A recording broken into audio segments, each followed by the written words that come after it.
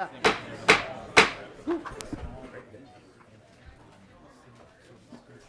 morning.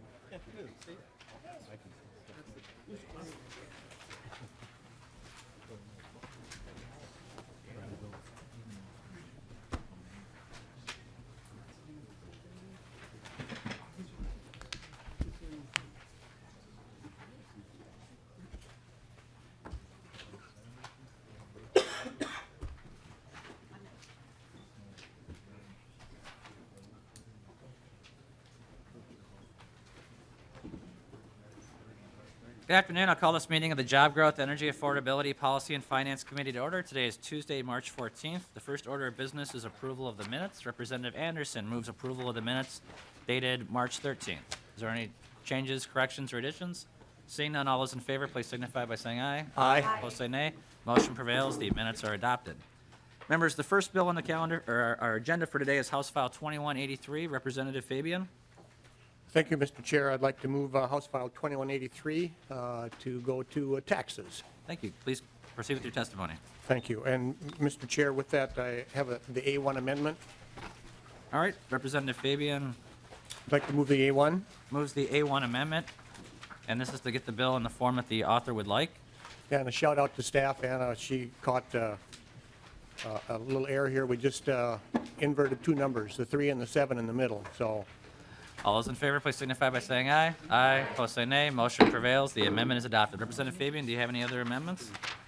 thank you, Mr. Chair. Do you have any other amendments? House File Representative 2183. Representative Fabian, do you have any other amendments? Oh, I'm sorry, no. Okay. Representative Fabian, to your bill. Thank you, Mr. Chair. House File 2183 has to do with economic development.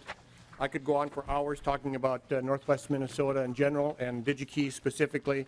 DigiKey is an unbelievable company that employs all kinds of people.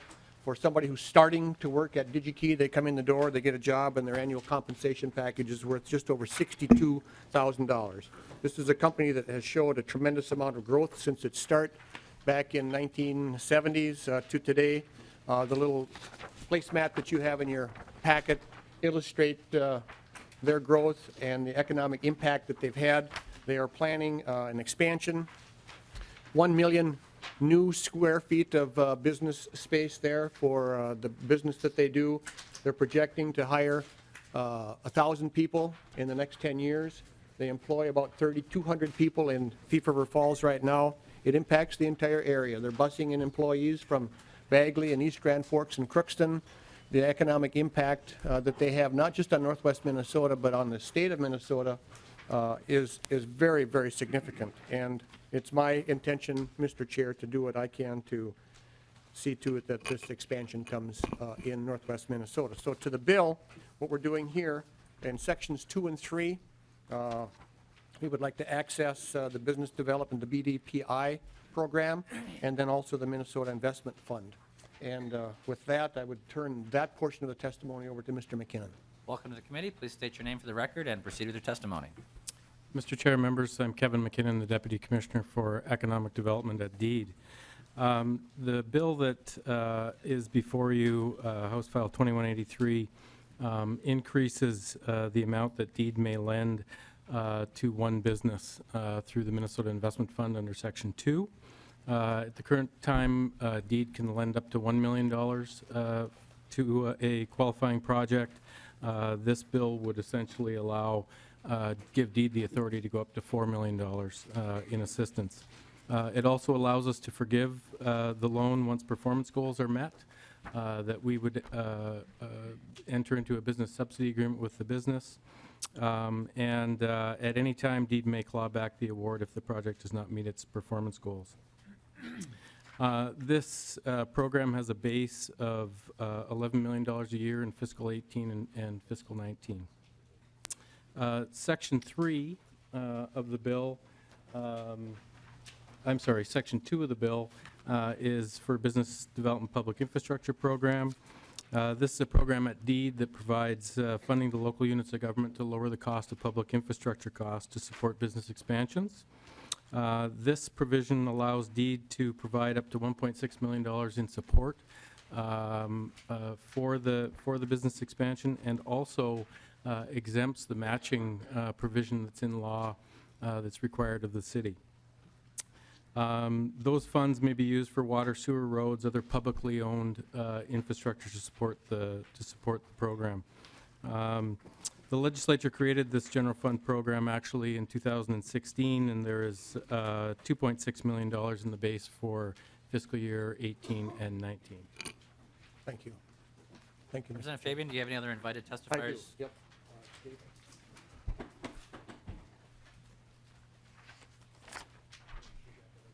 Welcome to the committee. Please state your name for the record and Thank you. proceed with your testimony. My name is David Doherty. I'm President and COO of DigiKey. Given the comments that that Representative Fabian has made, I'll try to abbreviate mine and be available to answer any questions. Mayor, okay. As Dan had stated, this is a Minnesota success story. We have two individuals, both University of Minnesota grad, lifelong Thief River residents. That business was started 45 years ago and has a sustained track record of success. We're a distributor of components, which means we bring in parts from about 700 different manufacturers. We house them all up in Thief River, and we ship from Thief River all around the world. So only about 3% or less of our product ships back into Minnesota. It ships to California, every state in the union. It ships to 170 countries outside of the U.S. It's a logistics model that says we can inventory and stock it here and again, provide that service. So as our business grows outside of the U.S., which has been accelerating, it brings more jobs and more activity to Minnesota and to the Northwest region. It's a great fit. The one challenge for us, it's an all or nothing deal in the sense that our model works by storing all that inventory in one location, aggregating worldwide demand, buying it from manufacturers in their larger economic order quantities, and shipping it out into the smaller quantities our customers want. And so in this expansion, if we listen to the pundits, they'd tell us it's been a nice ride, but we've outgrown our local area. But frankly, it's that local community that's made DigiKey what it is. And we believe it's in our best interest in the state to continue to grow despite the premium wages and the other benefits we provide. It's a simple model. Hire the best in the area, have those great employees. We take care of them. They take care of customers, and customers come back to DigiKey.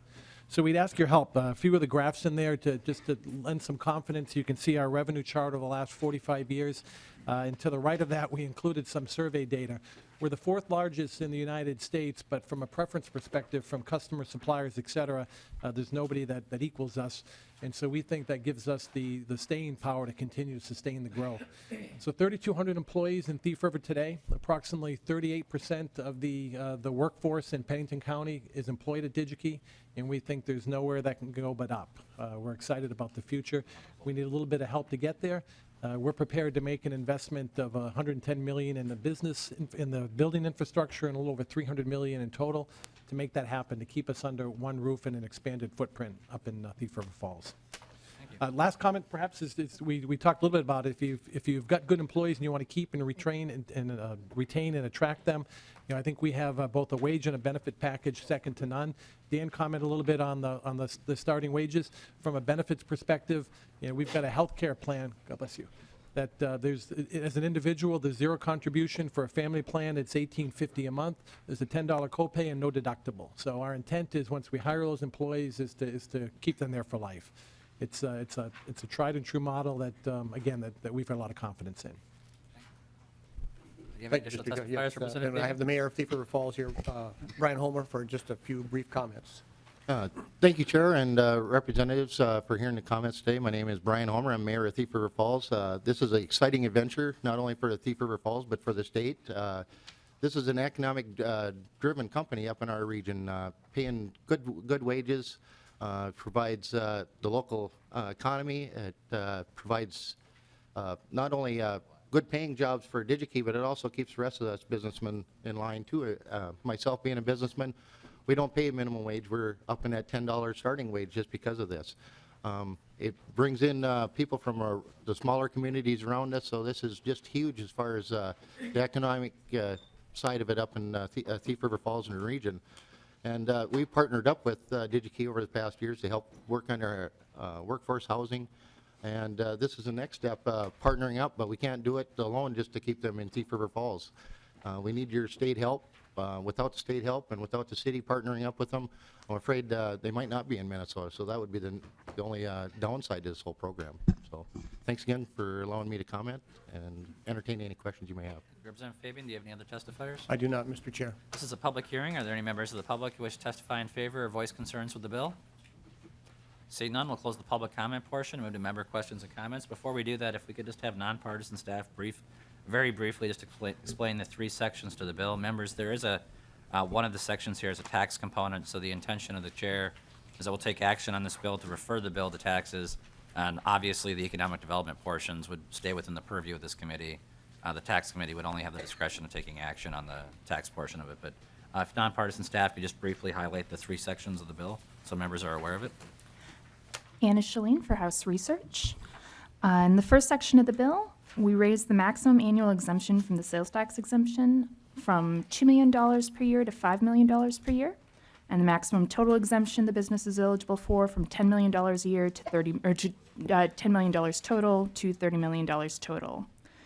It also allows this warehouse to be exempt from sales tax for 10 years rather than the regular 7 years.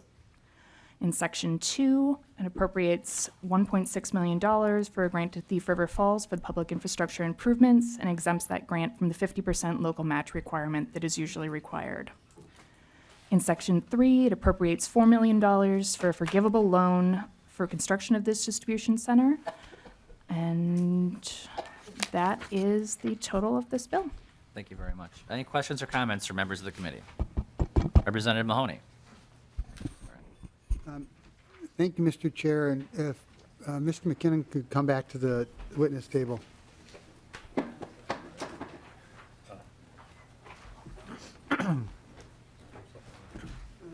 Thank you, Mr. Chair. Mr. McKinnon, Section 1 is pretty much the tax piece, so I won't really touch that. Well, maybe I will ask you, but I'm going to go to Section 2, which is the BDPI, and then Section 3. Could you tell me how much money is in each of those particular funds at the present time? Mr. McKinnon? Mr. Chair, Representative Mahoney, the Business Development Public Infrastructure Program at this time has roughly about $750,000 of bonding funds that are associated with the program. We also have a bonding component of this program, and there's a couple hundred, 200,000 or so left in the general fund portion of this program. As it relates to the Minnesota Investment Fund, at present time, there is $14 million in the Minnesota Investment Fund, of which about $5.5 million are associated with projects that we are coming to fruition on here very shortly, and about $9 million that's in the $8.5 million that's in the pipeline for other companies whom we're working with. Representative Mahoney. Thank you, Mr. Chair. So, Mr. McKinnon, there's $5.5 million that has been encumbered. There's 8.5 that you're working with other companies on. So if you total that, that's 14 million, which you said is in there. Where is the 4 million coming from? Mr. McKinnon. Mr. Chair, Representative Mahoney, the $4 million could come out of the base for next year of $11 million that's assigned to this program, or if the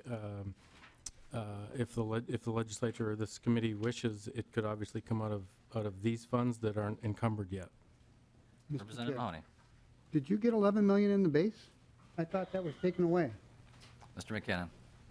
Mr. Chair, Representative Mahoney, the Minnesota Investment Fund does have $11 million in the base per year. Representative Mahoney. Thank you, Mr. Chair. Thank you, Mr. McKinnon. Well, I will ask this on Section 1, and I don't want to get into the tax piece of it because that is somebody else, a different committee. But I will ask is, on a scale of 1 to 10, 10 being the top, this kind of package piece here, I don't know what the total is, up to $30 million or whatever. Have you done this level or this dollar figure before? And on a scale of 1 to 10, 10 being the highest, where would this rank? Mr. McKinnon. Mr. Chair, Representative Mahoney, this is one of the larger projects that we have been involved with. both from the company perspective, from an investment and job creation standpoint, but also from an assistance perspective. The $37 million or whatever the number adds up to. Sorry, I forgot right now. But we've seen projects like this more typically up on the Iron Range, where the assistance packages may be a little bit The range is closer. west. Well, The committee will come to order. The committee will come to order. Hold on. Mr. McKinnon, you have the floor. so from that perspective, yes, this is a large project for Deed. Representative Mahoney. One more question, Mr. Yep. Chair, for this Ranger-type project.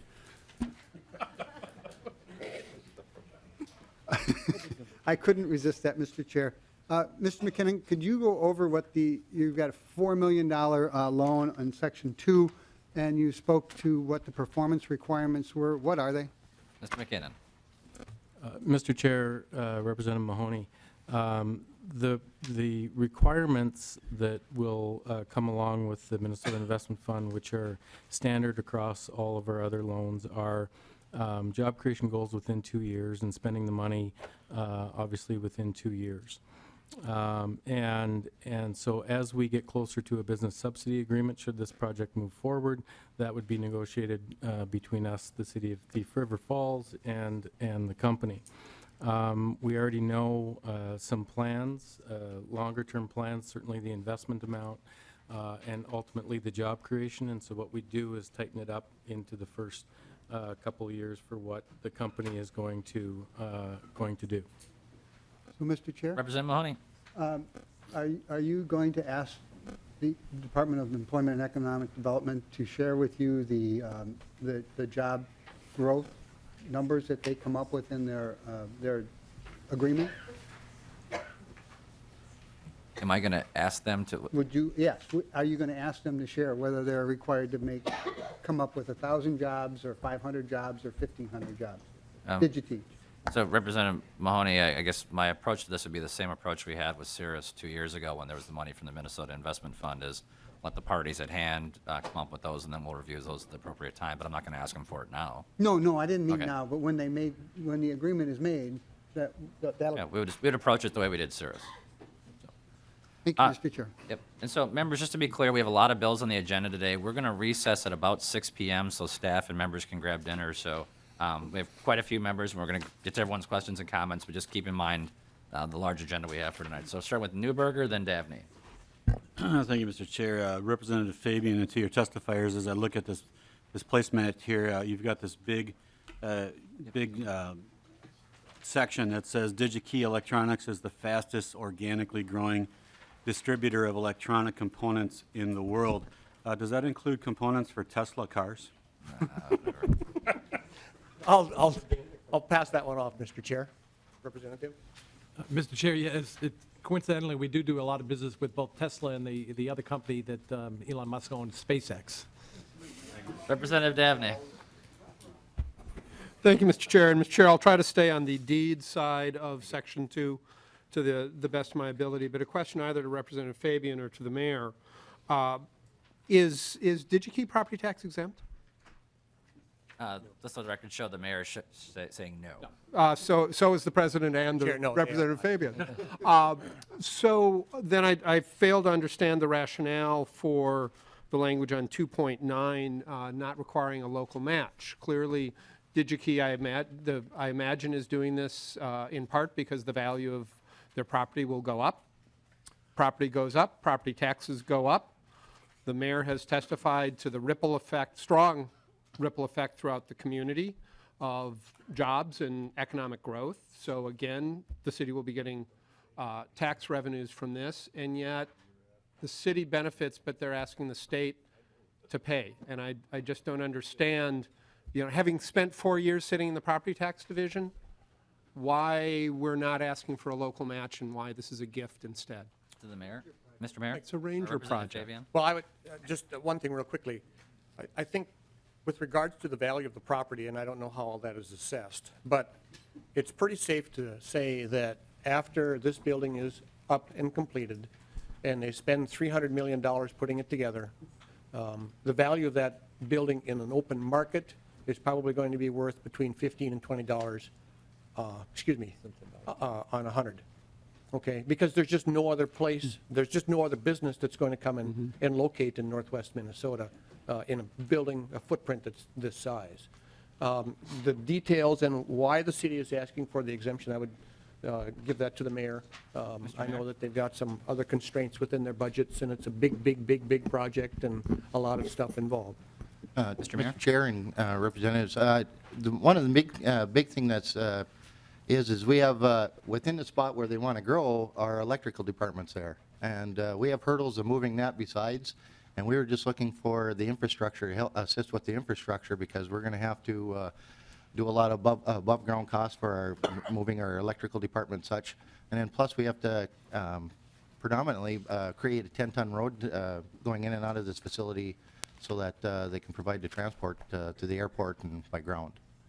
So it's a But to Representative Dabney's question, I don't want to restate the question for him, but it would seem like the city is going to have these commitments met via a match, so why the removal of the match requirement?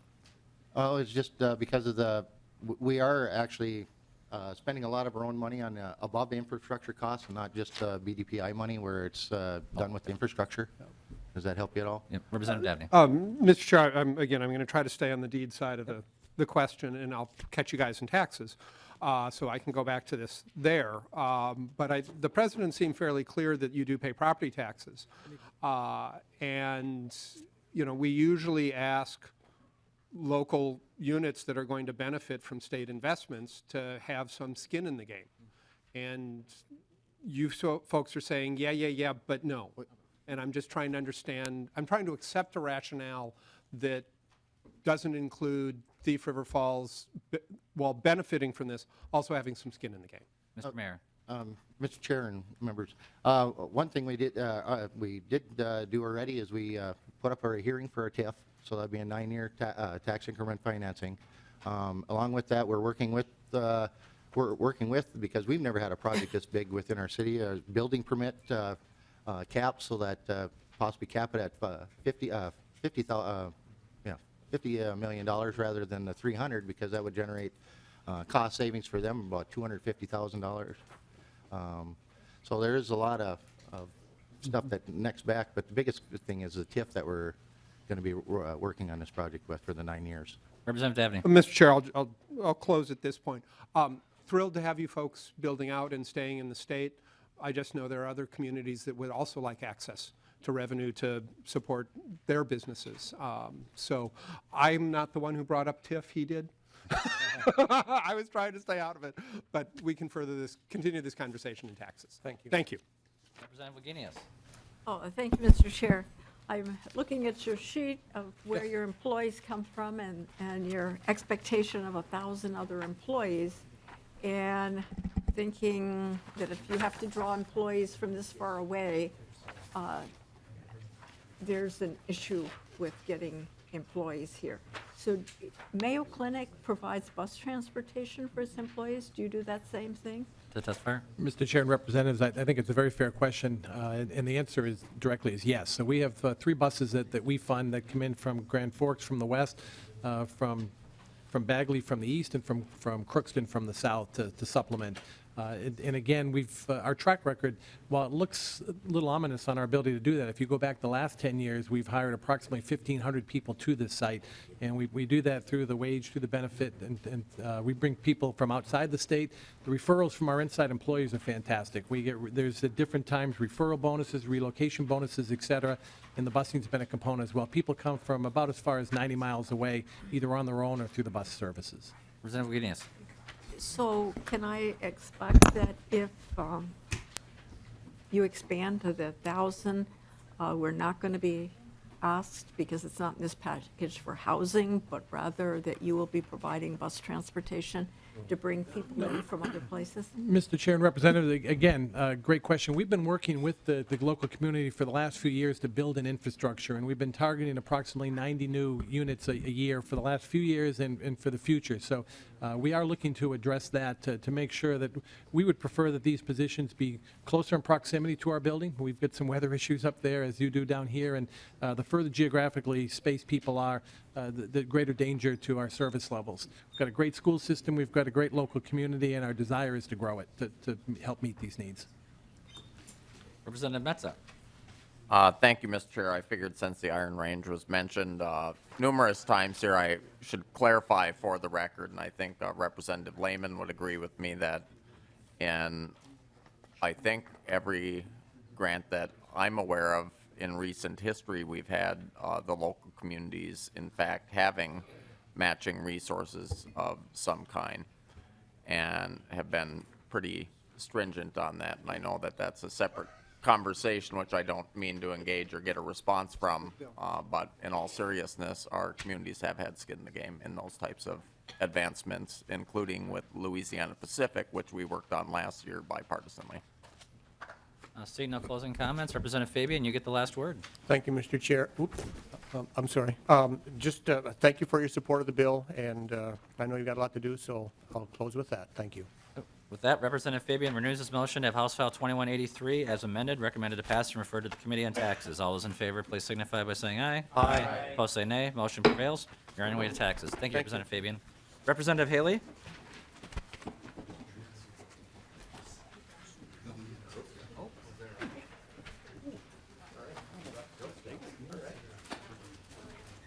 This treats thing has got it under control, hasn't it? The chair will move House File 1607 be considered for possible inclusion in a later bill. Representative Haley, do you have any amendments to your bill? I do not. Okay. Representative Haley, to your bill. Thank you, Chair. And since this is my first time testifying, I have a light snack this afternoon. You're going to have a long evening. So I will try to make this very to the point. I'm excited to introduce this House file that creates a housing trust partnership. This was brought to me by the Minnesota Housing Partnership and my local Red Wing HRA. And just to set the stage, you know, it's Homeless Day on the Hill, Homelessness Day, and that is certainly a need for housing. There's also needs in most of our communities for workforce housing. In my community of Red Wing, 60% of the workforce commutes in every single day. And when I talk to the school districts in my region, one of the main troubles they're having in retaining teachers is because we don't have affordable housing. So for all those needs, in addition to our senior housing, I think this is an excellent piece of legislation. This is really an economic development bill. The development and rehab of housing provides immediate fiscal benefits to states and localities, and the benefits of affordable and workforce housing extend beyond the occupants to the larger community.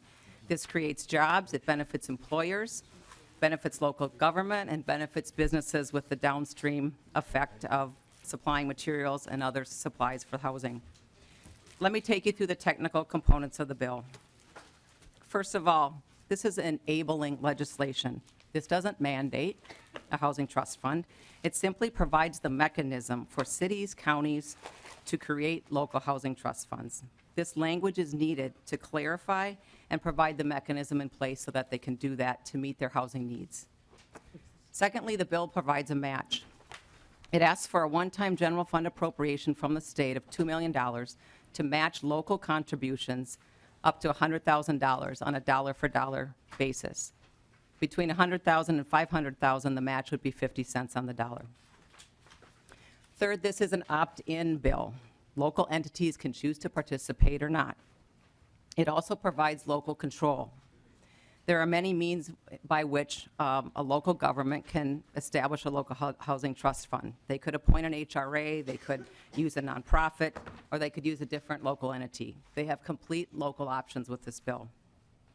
Lastly, it provides a lot of flexibility in the way that they would use their housing trust fund. If they have needs, as I said, to address homelessness, or if they have needs to address senior housing or workforce housing, or to provide down payment assistance for first-time buyers, or to assist millennials in home ownership, or to provide rental assistance, or perhaps to rehab some senior housing. All of this is up to the local municipality to determine what their priorities are. So with that brief introduction, I'll stand for any questions. Thank you, Chair. Thank you. Do you have any additional testifiers you wish to present? Only if you have technical questions that I can address. I'm trying to fit into your tight agenda. Thank you. This is a public hearing. Are there any members of the public who wish to testify in favor or voice concerns with the bill? Seeing none, we'll close the public comment portion and move to member questions and comments. Questions from members of the committee? Representative Thiessen. Thank you, Mr. Chair. I have some recollection that there were some details to be worked out among the 3 cities that have these trust funds, or 2 cities that currently, has that been worked out?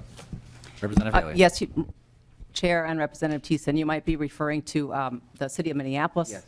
Has a housing trust fund in addition to Red Wing. And yes, we worked out, And so that was in an amendment in the previous committee, and that's been solved, and they are in support. Thank you. Any additional questions or comments from the committee? Representative Haley, I would just, have you spoken with the chairman of the tax committee on whether he needs to see this bill or not? I have not done that. Okay, you just might be we're going to lay this bill over for possible inclusion in a later bill, but you just may want to check in with Chairman Davies just to make sure he doesn't want to see it. I don't think he wants to, but just because there's language on the bottom of page 2, he may want to. So, Thank you for that advice.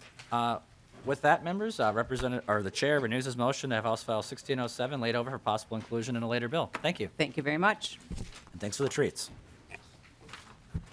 All right. Representative Peterson, are you here? Representative Baker moves that House File 736 be recommended to pass and referred to the Committee on Taxes. Representative Peterson, do you have any amendments to your bill?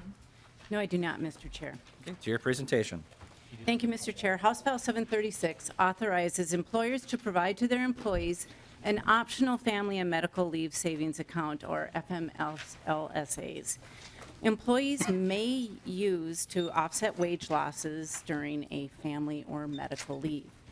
So contributions up to $6,750 are deducted from Minnesota income tax and provide a tax credit to offset the federal income tax on the contribution amount. The contribution amount is adjusted for inflation over time. Employers may provide a matching amount, and they must use a third party to administer the accounts. Voluntary family and medical leave assistant grants are appropriated for 2018 and 19 by deed for small businesses. This legislation is important because small businesses are the ones that need the most assistance. Large employers, many of them already provide this benefit. In fact, 64% of employers already do. It is the small business owner that has the most difficulty providing these types of benefits. So in essence, this legislation is another tool in the toolbox for families, and it provides the assistance that small businesses need to provide these types of benefits on a voluntary basis. Thank you, Mr. Chair. Thank you. You have any testifiers, Representative Peterson? No, I do not. This is a public hearing. Are there any members of the public who wish to testify in favor or voice concerns with the bill? Seeing none, we'll close the public comment portion and move to member questions. Questions or comments from members of the committee? Representative Peterson, I think your presentation was concise. So Representative Baker renews his motion to have House File 736 be recommended to pass and referred to the Committee on Taxes. All those in favor, please signify by saying aye. Aye. Opposed, say nay. Motion prevails. Thank you, Representative Peterson. Thank you. Kresha? Is Representative Hoppe here? He's chairing his committee.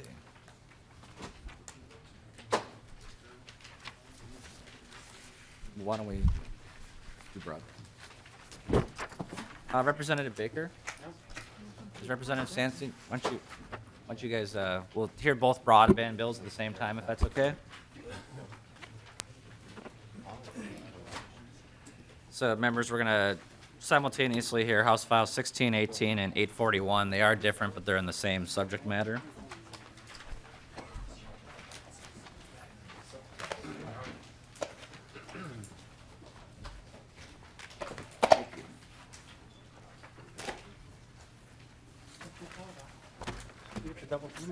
All right, here we go. Where's the ring? All right. So we'll hold off on the formal motions until the presentations are complete, but at that appropriate time, Representative Mahoney will move that House File 841 be laid over for possible inclusion in a later bill, and Representative Baker will move that House File 1618 be laid over for possible inclusion in the bill. And so, Representative, we'll start with you, talk about the program, and your invited testifiers, and then we'll do the same for Representative Baker. And Thank you, welcome to Mr. the committee, and Speaker. thank you for the treats. Thank you very much. As a freshman and presenting for the first time, the treats are going around, so I hope you enjoy those. So my bill is a broadband bill. Since its creation in 2014, the Border-to-Border Broadband Grant Program has been a very successful, widely supported, and growing in-demand program.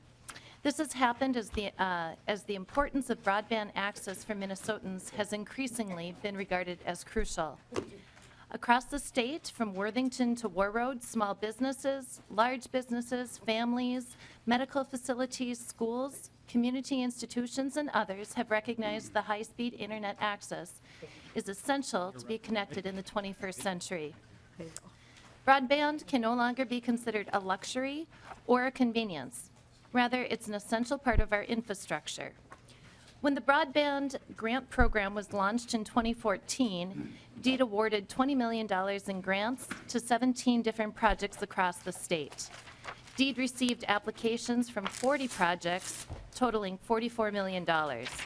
In 2015, DEED received $11 million in funding, $29 million in applications were received for 44 projects. Only 15 projects received awards. In 2016, $35 million was appropriated for funding. $55 million came in applications from 62 different projects, and 42 projects were awarded grants. Altogether, in 3 years of the border-to-border broadband grant program, DEED has awarded over $66 million in grants to more than 70 broadband projects across the state. And I've had a couple different handouts in your packets. You should take a look at those.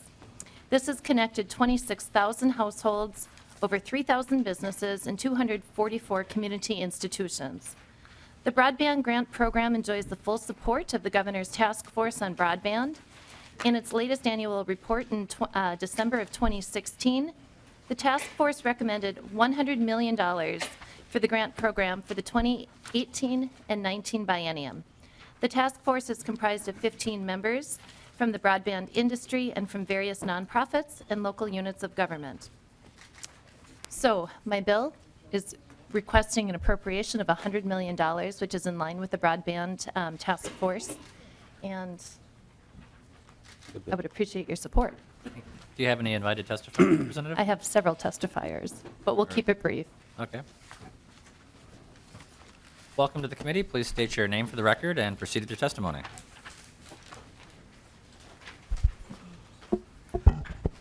Good afternoon, Chairman Garofalo and members of the committee. Thanks for the opportunity to testify today on this bill. My name is Bill Coleman, and I'm an independent community broadband and economic development consultant working primarily in rural Minnesota. I'm here to testify in support of a 2-year appropriation of $100 million for this program. In each of the past 3 years, the fund has had application requests well in excess of the available funding. I believe that the opportunity to put broadband grant funds to good use across rural Minnesota will continue to grow for 3 reasons. First, the funded broadband projects that have been very successful in establishing best practices for public-private partnerships. I give credit to those involved, the cities, counties, and townships, providers of all types, and the Office of Broadband for working through the details of creating these successful partnership models. Others are able to easily copy those models. Second, the completion of the funded projects motivates neighboring areas to pursue and implement their own solutions. Local elected officials tell me that they are receiving regular calls from their constituents about the need for government to do something about the availability and quality of broadband services. Third, broadband initiatives are increasingly organized as multi-community, countywide, and multi-community efforts. For example, in southwestern Minnesota, there are 6 counties now working together on a broadband feasibility study to gather facts and determine alternatives for improving broadband across that big region. Similarly, in St. Louis County, from Mountain Iron west to Hibbing and north to Orr and Net Lake, community leaders are moving forward to determine their best options. The demand for Blandin Foundation's Feasibility Fund grant dollars has never been higher. Recently funded studies will soon commence in Isanti, Pope, and Otter Tail counties. Additional applications are in process in hopes of 2017-18 deed funding availability. These project leaders are creating a pipeline of shovel-ready projects. While each of these projects has a unique mix of existing providers and services, prospective provider partners, and demographics, they share 2 things in common: a large, currently unserved rural countryside and a goal to provide high-speed broadband services to all of their residents and businesses. Local leaders are seeking long-term, high-quality solutions that provide broadband access for all. Some may argue that the FCC CAF II funding is adequate for rural Minnesota. The lack of transparency on the part of funded providers about what they will build, where and when with CAF funds is a real problem for local officials. Network analysts who study CAF II networks that rely on last-mile copper that may be a half-century old or older predict that they will deliver a service that barely exceeds today's minimum FCC standard at the high end, while leaving many others with broadband that falls short of the 2022 state goal with no probable technical path to the 2026 goals. Other residents will be permanently left behind without an affordable or appropriate connection, since CAF II does not require ubiquitous access. Border-to-border broadband grant funds carefully blended with CAF II funded networks to come can help assure that new networks will get built to at least the minimum state broadband standards. Minnesota communities have made good use of the border-to-border grant program, more are lining up to do so. I ask that you support this bill. Thank you. Welcome to the committee. Please state your name for the record. Good afternoon, Chairman Garofalo and members of the committee. Thank you for the opportunity to testify on behalf of this bill. My name is Janet Keogh. I'm a supervisor for the town of North Star, which is about 25 miles north of Duluth in St. Louis County. I'm also the chair of the Cloquet Valley Internet Initiative, comprised of 7 rural townships in our area. Our initiative has been working since 2012 to bring broadband to our rural communities. I am here to testify in support of the 2-year appropriation of $100 million for the border-to-border broadband fund. The citizens in our rural townships get internet via mostly wireless sources that are fairly slow and expensive. None of these sources meet the Minnesota goal of 25 megabits, and we know that none of them will be able to meet the goal of 100 megabits in 2026. We are located in the donut hole between the Lake County Fiber Project to the east, the Northeast Services Co-op to the west, and the urban systems in Duluth. Our township initiative has worked very hard to be shovel-ready for providers. We received a Blandin Feasibility Fund grant matched by AgStar and by St. Louis County, and hired consultants to help us understand the potential for providers and also the cost for broadband development. We've used the study results and repeatedly met with all of the potential providers, including Frontier, CenturyLink, Lake County, NESC, Co-op Light and Power, and even Paul Bunyan. All have reasons why they can't provide better service, ranging from geography and topography to wireless technology limitations to funding availability. Our townships are in a landscape of hills and valleys, lakes and rivers, and evergreen forests, making wireless very difficult. My 6-mile by 6-mile township has 185 people and 83 residences. Proximity to Duluth means that we have no freestanding businesses, clinics, or libraries. I will say that CenturyLink has been very honest with us that CAF II requires them to take care of high-density areas first, and they may reach my township by 2020 or not at all. Our townships have the full span of demographic needs for broadband. Students and teachers who need broadband at home, especially if e-learning takes the place in snow days. And senior citizens, of course, need access to all manner of online services. We have professionals who want broadband at home. And our township volunteer fire departments all need broadband for modern training and communication. The St. Louis County Association of Townships found that only a handful of town supervisors have adequate access to take the state-required online training for Board of Equalization, and so many have not taken that training. In many ways, the low-hanging fruit are being taken care of, and the higher density areas with public and private needs for broadband. I think we're now down to the more difficult challenge to bring broadband to low-density rural areas that just aren't close enough to a city or town, and low density means expensive construction. Rural electrification was expensive. Roads and bridges are expensive, and broadband, the information highway, is expensive. However, all of our citizens need access to high-speed internet for business, healthcare, education, and connectivity. Those needs are growing every single day. Our multi-township group has no hope of leveraging broadband without the potential of grant funding to leverage partnerships. So I ask that you support this bill and provide $100 million for the 2 years for the border-to-border fund so that we can reach rural townships such as ours and make significant progress toward border-to-border broadband for all. And thank you very much. Thank you for your testimony. Representative, do you have any other invited testifiers for your bill? I think that's it. Okay, Representative Baker, do you have invited testifiers for your Thank bill? you. I do. Good afternoon, welcome to the committee. Please state your name for the record and proceed with your testimony. Thank you, Mr. Chairman. Good afternoon, members of the committee. For the record, my name is Brent Christensen. I'm the president and CEO of the Minnesota Telecom Alliance. We're a trade association that represents 45 independent broadband providers in rural Minnesota. We're going to do a little different testimony than I think anybody else is going to do. I'm going to talk a little bit about what has happened with the program over the last 3 years and why we really need your support for the program overall. I'm not going to talk about dollars. That is for them to figure out. But I want to talk to you a little bit about the policy that's involved with it. Why is the border-to-border broadband grant program important? Well, there's several reasons for this. One of them is it improves the business case for rural broadband.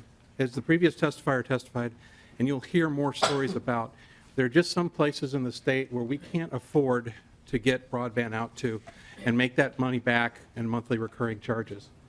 And you'll hear about CAF and you'll hear about Alternative Connect America Fund money. And those monies are important and they're bringing a lot to our state. But there's that little bit of nudge that needs to happen in order to get broadband to the last Minnesotan. It also promotes meaningful collaboration. In the 3 years that the broadband grant program has been in place, there's been meaningful collaboration between local governments and private entities that have resulted in a lot of success stories. There are a lot of stories about local governments in this state that have tried to go it alone and have had disastrous results. But the broadband grant program, if nothing else, has shown us what works. One of the other points about the broadband grant program that I think is very significant and it gets understated is that one of the requirements in there is that anything that we put in the ground or in the air for this is scalable to 100 by 100, 100 megabits per second by 100 megabits per second. That means we're not throwing obsolete technology in the air or in the ground, and that anything that we do with this program is going to be scalable going forward. It also requires the matching money, and I'll talk about that in a little bit more detail in a minute. The other point is that the grants are regionally dispersed. In the 3 years that the grants have been happening, they've been all over the state of Minnesota, and they're regionally dispersed to the point where every Minnesotan has had access to that and ability. This is not about just the dollar amount. And ultimately, like I said, that is up to you. But one thing that we do need out of this is we need predictability.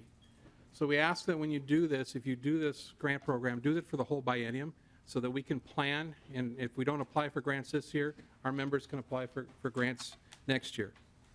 MTA member companies over the past 3 years have received a little over $52 million in grants, and that's out of a total of $65.5 million of grants awarded. That $65.5 million has also brought in $81.6 million in matching money from private and local providers. And of that, $69.4 million came from MTA members and the partners that they've had at their programs. So I think that's shown you that this program works, that we're leveraging the dollars and we're making the most out of the state funds that you put into this program. This is also not just about grants. This is also about funding the Office of Broadband Development.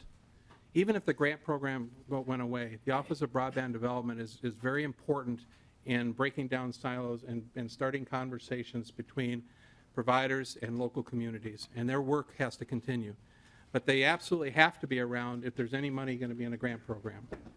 The other part is that we haven't talked about is broadband mapping. And broadband mapping is critical. It was started a few years ago with federal dollars from NTIA, and that money stopped, and the state has been picking up the tab through that for mapping through this grant program.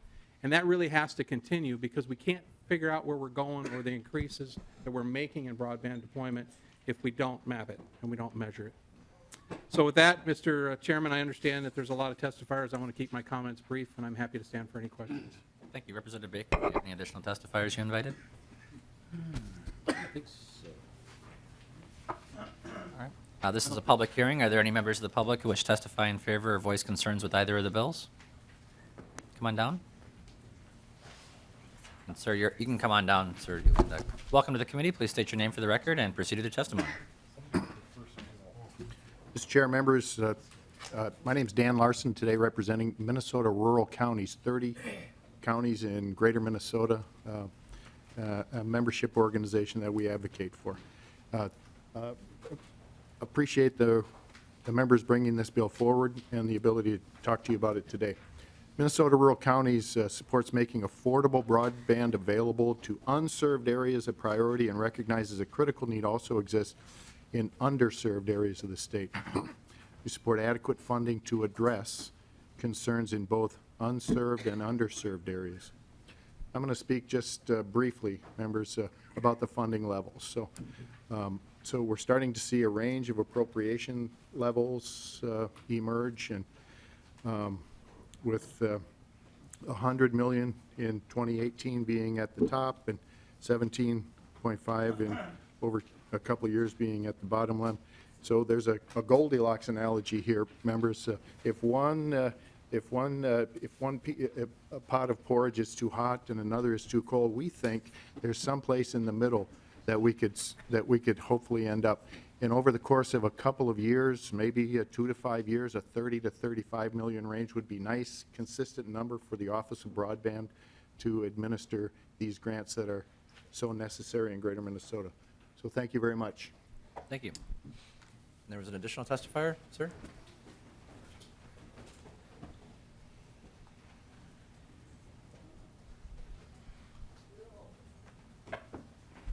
Welcome to the committee. Please state your name for the record. Thank you. My name is Mark Erickson. Thank you for the opportunity to speak here today. I'm here on behalf of the League of Minnesota Cities. My name is Mark Erickson. I'm the EDA Director in Winthrop and serve on the RS Fiber Cooperative Board of Directors, and I also serve as Chair of the League of Minnesota Cities Telecommunications Task Force. I'm here to talk about the need for public funding to grow more networks throughout the state, more broadband networks. I have been directly and indirectly involved in several broadband projects in the state during the past 15 years, and broadband technology represents a critical link for rural Minnesota. There have been a host of technological advances in the past 150 years, from railroads to electricity, to radio and TVs and computers, medicine, transportation. The pace of change has been constant and unrelenting. The most transformative change, though, last century was the advent of electricity. When Nikola Tesla perfected alternating current in the late 1800s, he unwittingly changed the world forever. The same was true nearly 100 years later when Vince Cerf and his cohorts invented the Internet protocol and began sending messages over fiber optic lines. But it was the growth of the electrical distribution networks to rural communities and farms that provided the fuel for innovation and growth. The electrification of rural America was a seminal moment in the history of this country because it provided equal access to important technology. Today, we are challenged to find a way to grow future-proof networks with the same potential to lift rural communities from their second-class technology status to full partners. Broadband networks have the potential to enhance education, healthcare, transportation, public safety, manufacturing, job growth, and the quality of life for seniors by allowing them to live independently longer. In fact, the RS Fiber Network is the most important economic development and quality of life tool we have at our disposal today in Renville and Sibley counties. The 10 communities and 17 townships in the RS Fiber Cooperative Project could not have realized their goal without the $1 million grant they received from the first round of the state broadband grant program in 2014. Thank you for that. The state of Minnesota leads the nation in many respects through its active involvement and financial support for next-generation networks. I have attended scores of broadband conferences across the nation during the last 15 years, talked with hundreds of people, and I can honestly tell you today that all of those people are envious of what we are doing here in the state of Minnesota. The Office of Broadband Technology is an outstanding example of a government agency that works in a very impartial and efficient manner to get the job done. The office needs to be fully funded. The broadband grant program has provided about $65 million to the cause since it was created. We all appreciate the financial support provided by you, our elected representatives, but we need to do more. We need to fund the fund in an amount that will meet the current demand being shown by rural communities counties, and providers. I support the $100 million figure put forth by the Governor's Broadband Task Force and this bill. Thank you. Broadband networks are the critical electrical networks of this century. If we want to improve the lives of all Minnesotans, we need to find a way to construct a border-to-border broadband network capable of providing everyone a symmetrical gigabit connection to the internet and to themselves. Thank you. Thank you. Are there any other members who wish to testify in favor or voice concerns with the bill?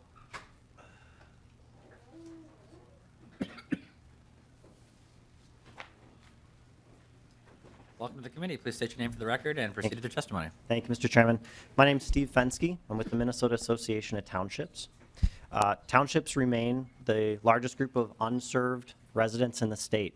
There is a huge need, and many of you have probably seen some of the broadband maps that are available. We're that big area of red, so there is a huge need for us to get these dollars. As was just mentioned, it would be great to get kind of something in the middle as far as money between the two bills that are offered. A kind of hold harmless at that $35 million a year. There was certainly a need for that figure this year. The grants received far exceeded the money available. So we see that as something that has already shown itself.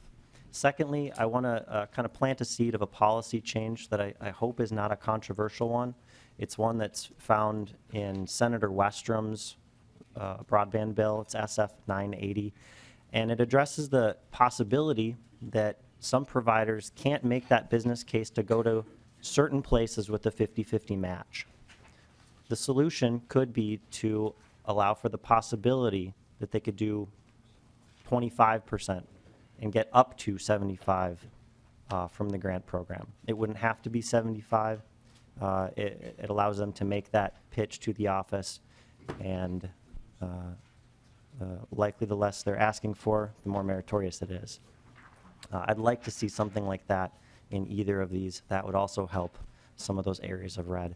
I also have with me our Executive Director, Gary Peterson, who's also a township president, to give some perspective on what it's like to live without broadband. Welcome to the committee, sir. Please state your name for the record and proceed with your testimony. Thank you, Mr. Chair. Good afternoon, committee. Gary Peterson, Executive Director of the Minnesota Association of Townships, and I live in Elmira Township, which is in southern Minnesota in Olmsted County. First of all, I'd like to thank the authors of the bills for bringing those forward. It's very important to us. The group of people that I represent, or that the Township Association represents, almost 1 million people in Minnesota, and this is the group that it affects the most. And I'm very passionate about this, and I'm sure you'll find out that in time. My group is out there suffering, the small businesses, the school kids, and I can go right on down the list, from medical services online and a whole lot of issues that we do not have the same access to that our counterparts in the cities have. And it's really the haves and the have-nots. And that's how it's come down to. And I want to give you a couple examples that's happened to me and a couple that I've heard from different township officers that have called me. We have one township officer that just moved to the Thief River Falls area, had a home-based business before they moved up there.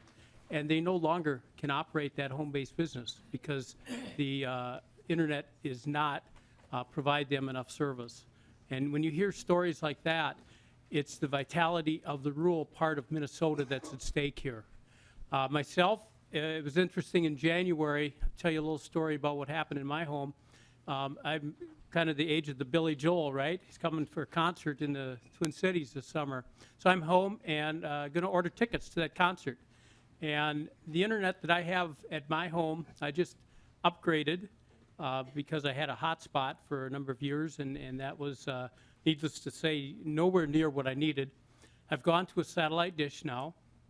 They've said the maximum is 3 and 15 up and down, and I don't think I'm getting near that. And the day that I went to order those tickets, my computer was doing the old spinning thing, right?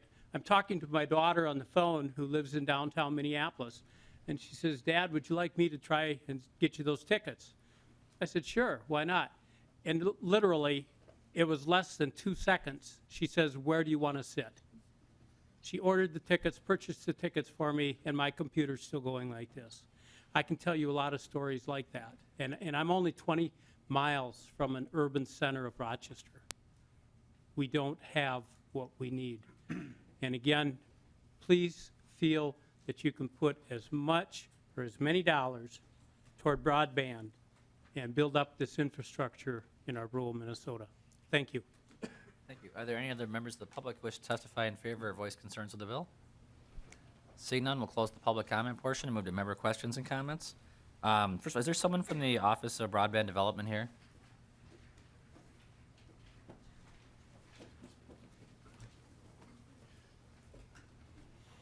Good afternoon. Just a quick question about the handout. We were given a handout that shows underserved areas as someone has a 25 meg download and a 3 meg upload as being underserved, but that is the state goal for 2022. Can you explain why that's listed as underserved when that would meet the state goal within 5 years? Mr. Well, state Chair. your name for the record, please. and- Mr. Chair, my name is Dana McKenzie, and I'm the Executive Director for the Office of Broadband Development. My apologies, I have not seen, is this the handout that you're, No, it's this one right here. that you're referring to? And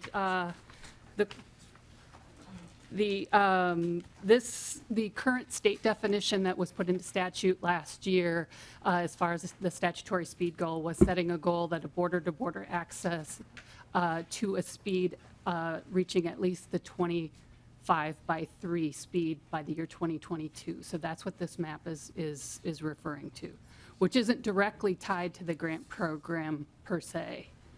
Correct. Does that answer your question? No, my question was just that, again, the statewide goal is 25 meg down, 3 meg up, and it's categorized in this diagram as underserved. And I'm wondering why internet access that would currently meet the state goal for 2022 would be categorized in a handout as underserved. That's the line that you're referring to is actually the lavender category, which is showing areas of the state that meet the 25/3 but do not meet the 2026 goal of 100/20. Correct. That's why I'm asking. And so it's referring to the definition, that is the definition of underserved as it currently is outlined in statute, is above 25/3 and below 100/20. And I apologize if I'm still not understanding your question. Sometimes we ask questions we know the answers to, but just for members of the committee to look at this, when they see those items in purple, they meet the statewide goal for 2022. They do not meet the goal for 2026. That's absolutely correct. Thank you. So Representative Anderson. Thanks, Mr. Chair. I had a question for Mr. Christensen, but I think he's left. Is he still around? Oh, he's still here. Oh, okay. Thank you. I saw you disappear back around the corner, but thank you for staying here. You know, the projects that I've seen approved and done with the border-to-border program are for a certain area, like around a lake or a specified area. And a lot of our counties are trying to work the county as a whole, to look at the whole county and do it, I assume, in one project. Is that feasible, and could you work with counties to do a project on that large a scale? Mr. Christensen. Mr. Chairman, Representative Anderson, absolutely. I think what we found is there's some really large projects that have happened over the past 3 years. County-wide projects. Big Stone County did a partnership with one of our members. Swift County has done one. Then you see smaller projects where Otter Tail County, they got money to go around a lake or to get areas where you just couldn't afford to build it any other way. So we've seen there's a cap. One of the things I did mention in my testimony is there's a cap on the grants. There's a maximum of $5 million that can be used for any one project. We've had some that have touched the cap, but the vast majority have been little ones to do projects like you were talking about. Representative Anderson. Representative Lehman. Mr. Chair, and Mr. Christensen, I just have to commend you on your testimony. It's excellent. I mean, it was right on, very succinct, recounting how the program has worked. I just have a question and a comment. Oftentimes we hear, and we're talking about rural and townships and so on, oftentimes we hear, well, why should we spend so much money on putting fiber in the ground when wireless technology is advancing and will be the answer in the future? Mr. Chairman, Representative Lehman, thank you. I thought I was talking too fast. I was a little worried about it during my testimony, so thank you. I appreciate that feedback.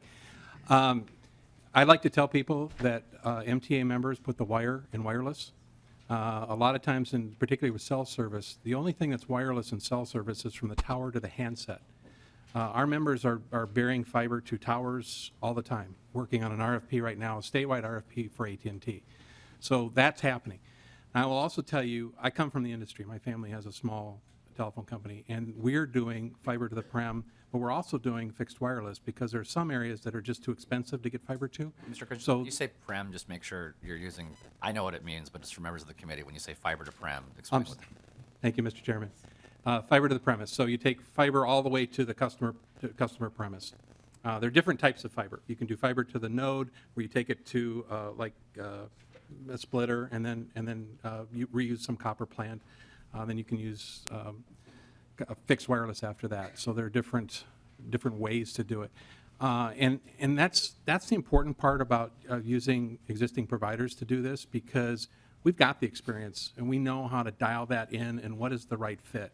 And I will tell you from my own company's experience, we're building out fixed wireless in the hopes of one day that we get enough density that we can build fiber to those customers. Does that answer your question? It does. Thank you, Mr. Chair and Mr. Christensen and others. Just a closing comment. I'm an advocate of broadband investment. I've been in economic development for about 25 years, and I think that broadband is one of the key investments we can make in economic development in rural Minnesota. If we are looking for a clean economy, or a diverse economy, what we have found is that today most people can do their work just about anywhere if they have connections. Well, Mr. Chairman, Representative Lehman, I actually run the MTA from Fielden Township in Watonwan County, and I have a broadband connection from Christensen Communications that allows me to do that. So we also do economic development in our community, and the days of chasing 200 jobs, factories in small towns of 2,300, they're over. We have to focus on getting 1 or 2 telecommuting jobs every day, all the time. Thank you. I'll just wind up with, I love the testimony about the porridge, the just right, and I hope that we can get there. Thank you. Representative Mahoney, and then Howe.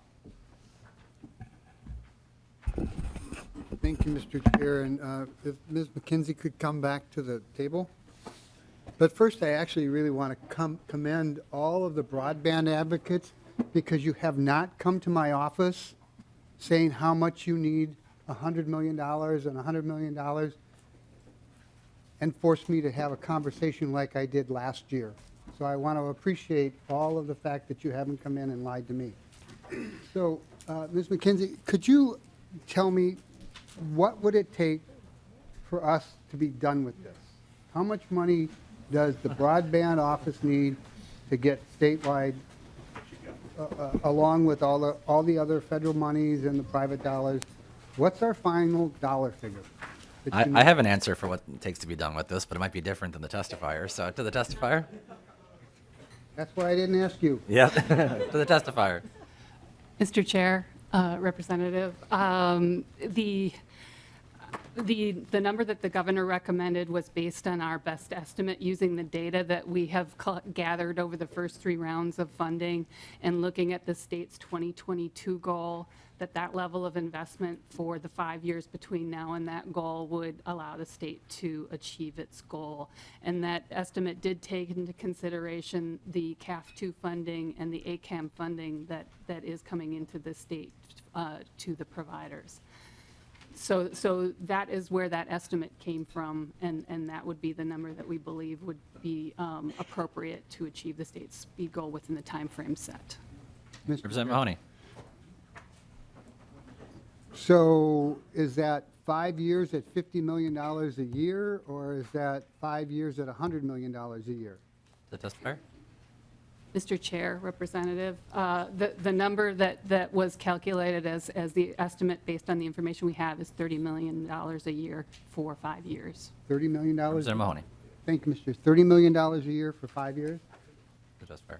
Mr. Chair, Representative, yes. Representative Mahoney. And Mr. Chair, so if you got $150 million, could you get this done sooner than 5 years? The testifier? Is there the capacity in our state and in the workers and the need to get it all done quicker than 5 years out? The testifier? Mr. Chair, Representative, I think we can look nationwide to models where they have made attempts to do that. New York is a good example of where they are taking this challenge in one large bite. The state development plan has been based on more of an incremental investment plan that takes into account technology evolution over time and is making smaller incremental investments. So the system we have in place is currently probably better suited to smaller, more incremental investments. Representative Mahoney. Not with this chair. Can I say that out? Representative Howe. No, I'm not. Oh, Representative Mahoney, I'm sorry, I thought you were done. No, Mr. Chair, I mean, and this is a comment to you. Yep. We have a $1.6 billion surplus at the present time. We actually need to get this done because not only is it an economic engine for greater Minnesota, and we have heard testimony after testimony and person after person come in and say we are bleeding people out of our small towns in greater Minnesota. This is one of the key elements that will keep people in greater Minnesota and help them maintain the lifestyle that they would like to maintain. Kind of like having more choices. You have resisted this time and time again. Your caucus has never been overly supportive of this. There's been a huge fight every time. We have a $1.6 billion surplus. I have a Ways and Means chair in front of me. 1.6 million, if I might ask the Ways and Means chair. Well, I'll ask the fiscal staff here. Mr. Chair, if I might ask the fiscal staff? You might ask. I would like to ask the fiscal staff, do we have a $1.6 billion forecast surplus? I'll save you the time, Representative Mahoney. I believe it's 1.65 billion. Is that correct, Chairman Knoblach? Yes. 1.65 billion. So, Mr. Chair, and to the two bill authors and the testifiers, we actually need to move this forward and actually get it done.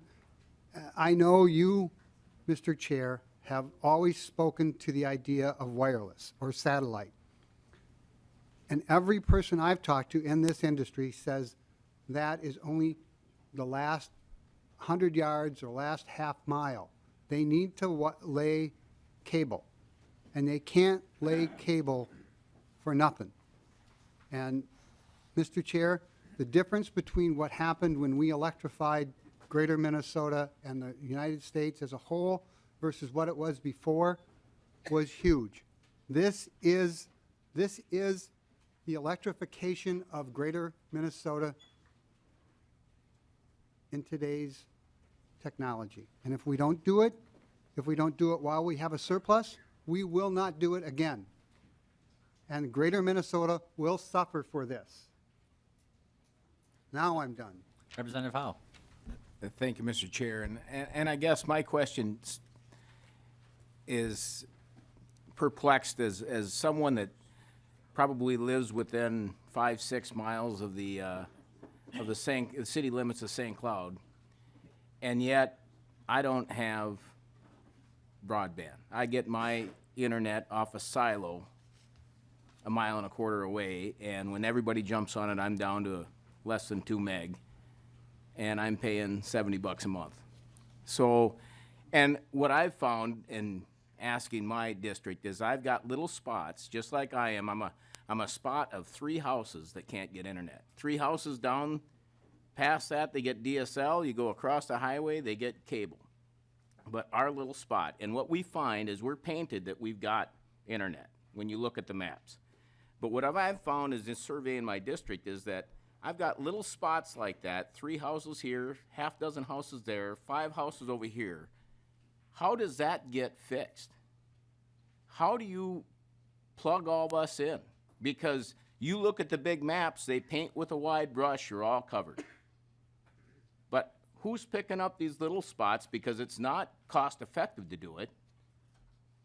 So how does that get done? To the testifier or Representative Baker, either of the representatives?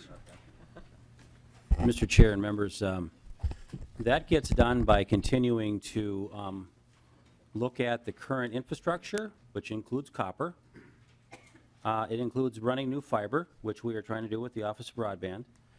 It may include new technology.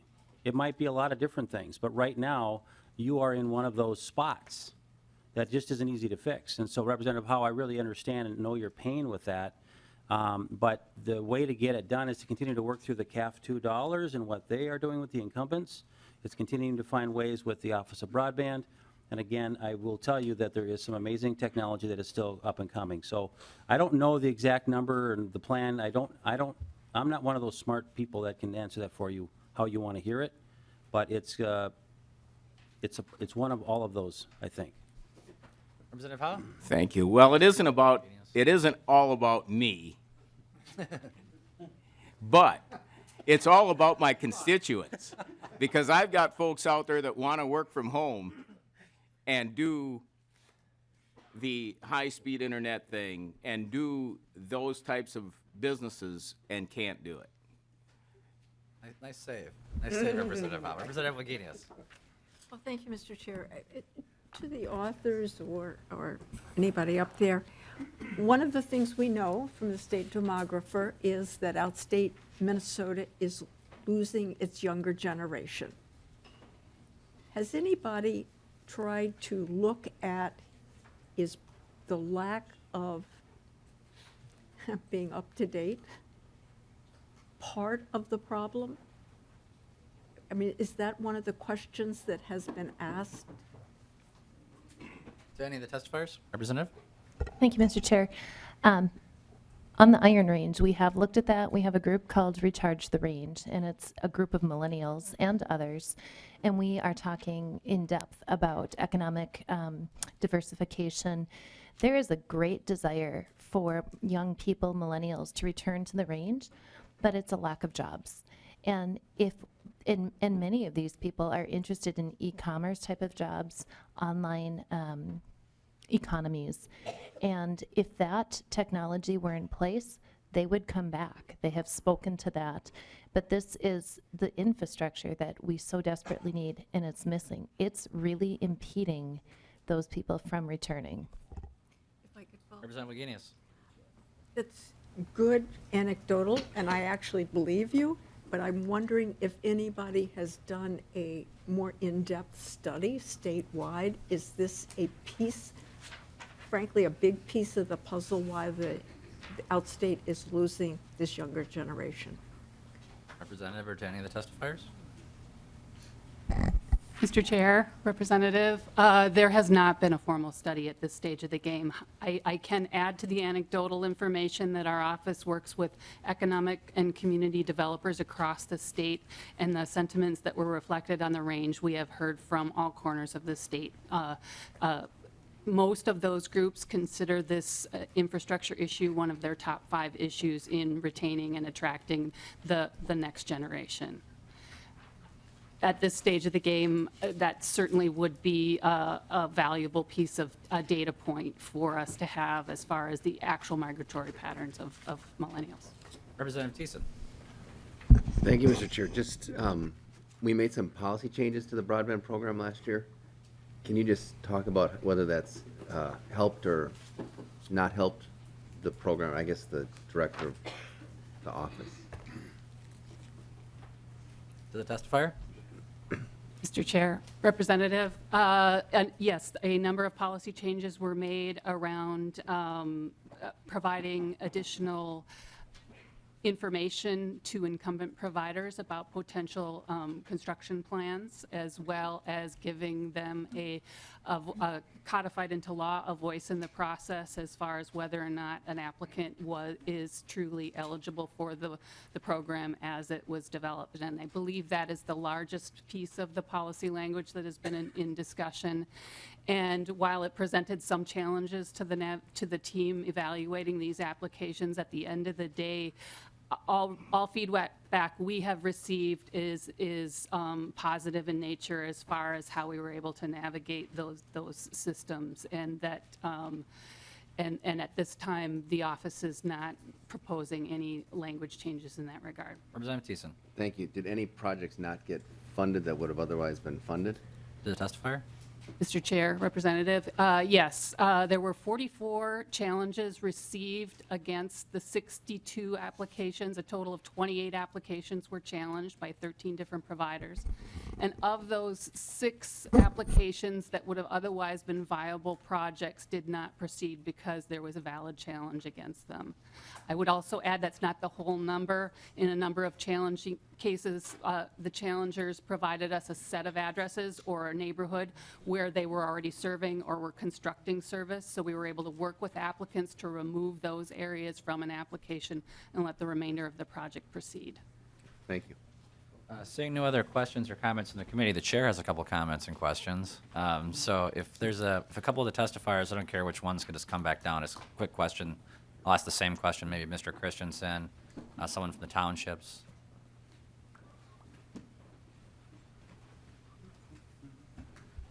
And it'll just be the same question. Right now, the definition of underserved is 25 meg download, 3 meg upload.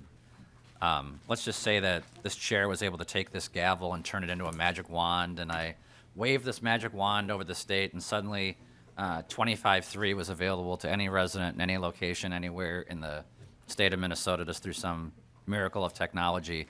Would that necessitate a fundamental redesign of the broadband infrastructure program or not? Mr. Chairman, I don't believe it would, just because the rules, the requirement that anything is flexible and scalable up to 100 by 100. So, broadband speeds are increasing exponentially. If you think about the first internet connection in Minnesota in 1994 was 56K from Chicago to the U. And now we're talking about gigabits. So it's the need for speed is there, and it's growing, but it's a lot of times it's growing by itself. So we're talking 25.3 today. 2 years ago, we were talking about 10.3 or 10.5. So that speed number is going to go up. So as long as we get a connection to everybody, then we're good. Thank you. Do you need me to repeat the question for the other testifiers or not? Come on up so we can speed up. So again, if I turn this gavel into a magic wand and the chair waved it across the state of Minnesota, and tomorrow everyone was able to get 25 meg download, 3 meg upload because of a breakthrough in technology, would that necessitate a redesign of the state program?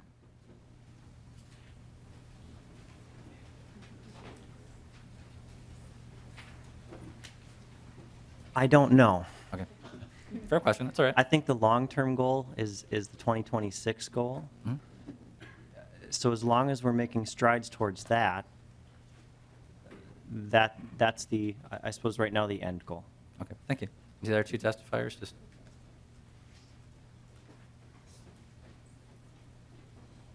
Just to follow up with Mr. Fenske's comment, I think that to get to 25.3 is a relatively easy task, and that's a fiber and copper-based combined solution.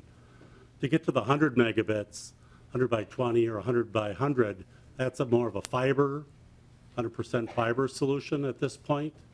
And so I think if we went and said, let's go for that 25.3 solution, you're just passing the real challenge down 5 or 6 years to your colleagues who may follow you, or you may still be here, but Gosh, so it's a short 25.3, I think, is a solution. I know that in rural communities, if they have nothing now and they had 25.3 tomorrow, that would be a huge improvement. But then shortly afterwards, and especially the people who want to live and work in rural Minnesota have higher needs for broadband than the people who just want to surf the internet and send email. And so we've been working in northeastern Minnesota. Delta Airlines has been at the table. They want that fiber to the home connection to support their teleworkers. So with regards to my question, though, if 25.3 was available, certainly a lot of the instances we heard today, that would address the concerns that were brought forward. Would that necessitate a redesign of the program if, again, I wave a magic wand and anyone could have 25.3? So the office funded a program similar to that where Frontier Communications in Martin County applied for and received funds, taking kind of a scattered CAF 2 approach and turning that countywide to 25-3 everywhere. So that was funded by the office. I understand that, but what I'm saying is, if 25.3, just, everyone's got it now. Anyone can get 25 down, 3 meg up tomorrow, would the program need to be redesigned? Oh, to go higher than? No, I mean, like, right now, you can't make the statement that everyone in Minnesota has access to 25.3. Like, it's not, the technology doesn't exist, the infrastructure isn't in place. But the moment that takes place, let's just say it happens next month, where all of a sudden everybody in Minnesota has access to 25.3, doesn't that necessitate a redesign of the state program? I think the program's designed to try and accommodate that 100 by 20 goal. Okay, thank you. And I think, same question for you, Representative Baker. If 25.3 is available to everyone, does it require the program to be redesigned? I think we should redesign the program when we see we've had enough improvements in the economic development in rural Minnesota. I think that the Office of Broadband should be challenged every 2 years like we're doing now. I think we need to make sure that we're getting what we're paying for. So a redesign, I think that this is a very fluid technology. And I think that over the last 3 years, the last 3 sessions, started out with 20 million in 14, 45 million last session, and I'm proposing 35 million now. I think it's very good incremental steps, just like the Office of Broadband said is the best way for them to deploy this is in small steps, because in 2 years we may have a brand new technology that we haven't heard of. But I will tell you that what I've seen and heard about through the technology office is that wire is part of the answer, and that we can't ever change that. I think the broadband is the backbone. The fiber is the backbone. It doesn't have to, in my opinion, have to be to every single home, because I do think wireless and others are going to really step up with amazing technologies. So, but I think, and as I've shared this with Ms. McKenzie as well, that office needs to be not planning on a real long life, because I think we're going to have this solved. And I don't think the state's business is to continue to improve it as it goes down the road in the next 10 years. That's where private industry takes care of this, in my opinion. But we've got to make sure that we get the right speed out there now, and that's why I strongly support the office today, as it is today. And I think that the policy we used last year with the grants was exceptional. We brought more incumbents to the table. It was a strong 54% private match to a 45% state dollar match. I think it works well. This is still an office of 4 in the Office of Broadband. This is not something that has exploded. I think that they've done a nice job being efficient with this. So I do think that today this is the best option we have to, again, work alongside the CAF 2 projects. Just yesterday, north of my house about 1 mile, about 400 homes and businesses total got turned on from CenturyLink with a CAF 2 funding. Didn't require a single dollar from the state of Minnesota, but $85 million per year is coming into Minnesota right now from the federal grant, the CAF 2 dollars. That's not insignificant, that's big. So I'm really happy that 400 people got turned on yesterday. I got a phone call and they are very happy with their new service, so. Representative, did you wish to add anything? How can you top that? No. Well, I could top it by telling you why he's wrong. You will, That's don't. okay, that's beside the point. Don't give them that. All right, so with that, first of all, Representative Mahoney moves that House File 841 be considered for possible inclusion in a later bill. And Representative Baker moves that House File 1618 be considered for possible inclusion in a later bill. Thank you to our testifier. Thank you. To both members. Representative Knoblach.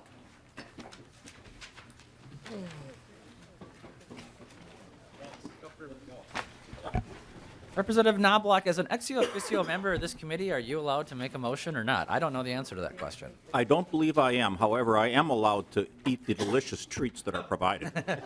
So is there anyone on the committee who would like to move the chair of the House Ways and Means Committee's bill for possible inclusion in a later bill? Me. Yeah. Representative Scott moves that House File 2112 be considered for possible inclusion in a later bill. Representative Knoblach. Oh, thank you, Mr. Chair and members. House File 2112 will help to build more affordable housing by changing the allocation of how the state uses tax-exempt bonding authority that we get from the federal government. Currently, the state gets $550 million per year in tax-exempt housing bonding authority. These are not state general obligation bonds or trunk highway bonds. These are federal bonds. Of this $550 million, a portion is now allocated to help single-family home buyers. However, this portion has not been used as much in recent years because mortgage rates on single-family homes have been so competitive. This bill proposes to take a portion of those single-family home fund bonds, $56 million per year, and use them for construction of affordable multifamily housing projects. There is a significant federal matching money available for such projects through federal tax credit programs like the Section 42 program. This would allow construction of affordable housing many times the $56 million in bonding authority that is allocated. Currently, as I mentioned, there is a surplus of single-family housing money. I have an amendment, the A1 amendment, that would limit the effects of this bill to 2 years, which is, as I understand, roughly the estimated amount of surplus single-family housing money that exists. The Chair will move the A1 amendment to get the bill in the form the author would like. Is there any discussion to it? Seeing none, all those in favor, please signify by saying aye. Aye. Opposed, say nay. Motion prevails. Representative Knoblach. Thank you, Mr. Chair. With the adoption of that amendment, then after 2 years, we can revisit whether the market has changed and whether we'd want to have more single-family housing bonding than we would now have underneath the result of this bill. And so, Mr. Chair, I would appreciate member support for this bill so that we can build some more affordable housing in Minnesota. And I do have one testifier. Welcome to the committee. Please state your name for the record and proceed to the testimony. Thank you, Mr. Chair. Members, my name is Owen Metz. I'm a partner with Dominium. We're one of the nation's largest affordable housing owner-operators and developers, and we're based here in Minnesota and primarily use the program that Representative Knoblach mentioned, which is tax-exempt bonds and the 4% tax credit. In particular, this bill would leverage those federal resources in a way that changes the current discrimination against senior housing. So the current statute puts them last in the list, so it would level the playing field for senior housing. And it's a little unique to some of the other bills you're seeing today. We're not asking for any funds. We're just asking to reprioritize federal tax-exempt bonds in a way that will result in more taxes, more investment into Minnesota, and hopefully add to that $1.65 billion surplus. So the main goal of this is to get more out of the pie that we have, of that federal resource, and make sure to get more of those jobs and really put senior housing on the same playing field as family, workforce, other type of housing in the state. One thing that this will, that you'll hear potentially that this would hurt outstate Minnesota and in the single family program that's there. There are a lot of other ways to do single family housing, including taxable bonds that Minnesota Housing can issue. And there's only one way to do affordable housing in production style, and that's with the affordable housing tax credit and the bonds that are available here in the state. We don't have other choices to build senior affordable housing. So we don't have the ability to issue taxable bonds and earn revenue off that. So really looking to get more out of what we have as a state. And I know you're very busy this evening, so I'll just cut it off there and be available to ask for questions. The city manager for the city of Spring Lake Park was here. I've got some testimony, but he had to leave for another commitment. And really what they're excited about and what they want to share is that this opens up housing stock for new families. They need senior housing right now. It's almost precluded. And that allows people to move out of their homes, stay in the community that can't afford the high rent senior housing that's out there. And allows then families to move back into their community, refill their schools, and reinvest. And so really this is about trying to add senior housing and add to the tax base in Minnesota and create more jobs. So thank you very much, and happy to answer any questions. Thank you. Representative Knoblach, do you have any other invited testifiers? No, that's fine, Mr. Chair. This is a public hearing. Are there any members of the public who wish to testify in favor or voice concerns with the bill?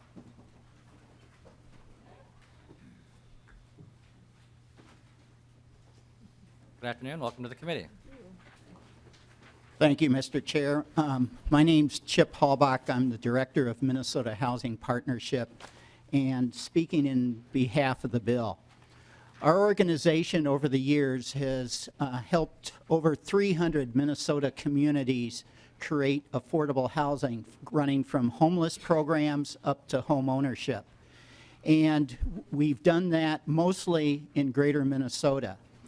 We endorse the bill because it will leverage federal resources into the state at a time when we desperately need more rental housing developed. Now, this will, as Owen mentioned, there will be bonding for home ownership that the state can provide the communities. They run a Minnesota community program. Right now, the existing law requires some 31% of a bonding allocation, the policy, or that bonding allocation go to home ownership. This would amend that out so that communities could apply for, if they want rental or ownership, whatever they want. Minnesota and it governs the tax exempt bonding. Minnesota Housing can substitute taxable bonds for tax exempt. The interest rate to the home buyer would be the same under their existing way of doing business. Where the home buyer benefits is Minnesota Housing provides down payment assistance. And that's very important, and that money be available.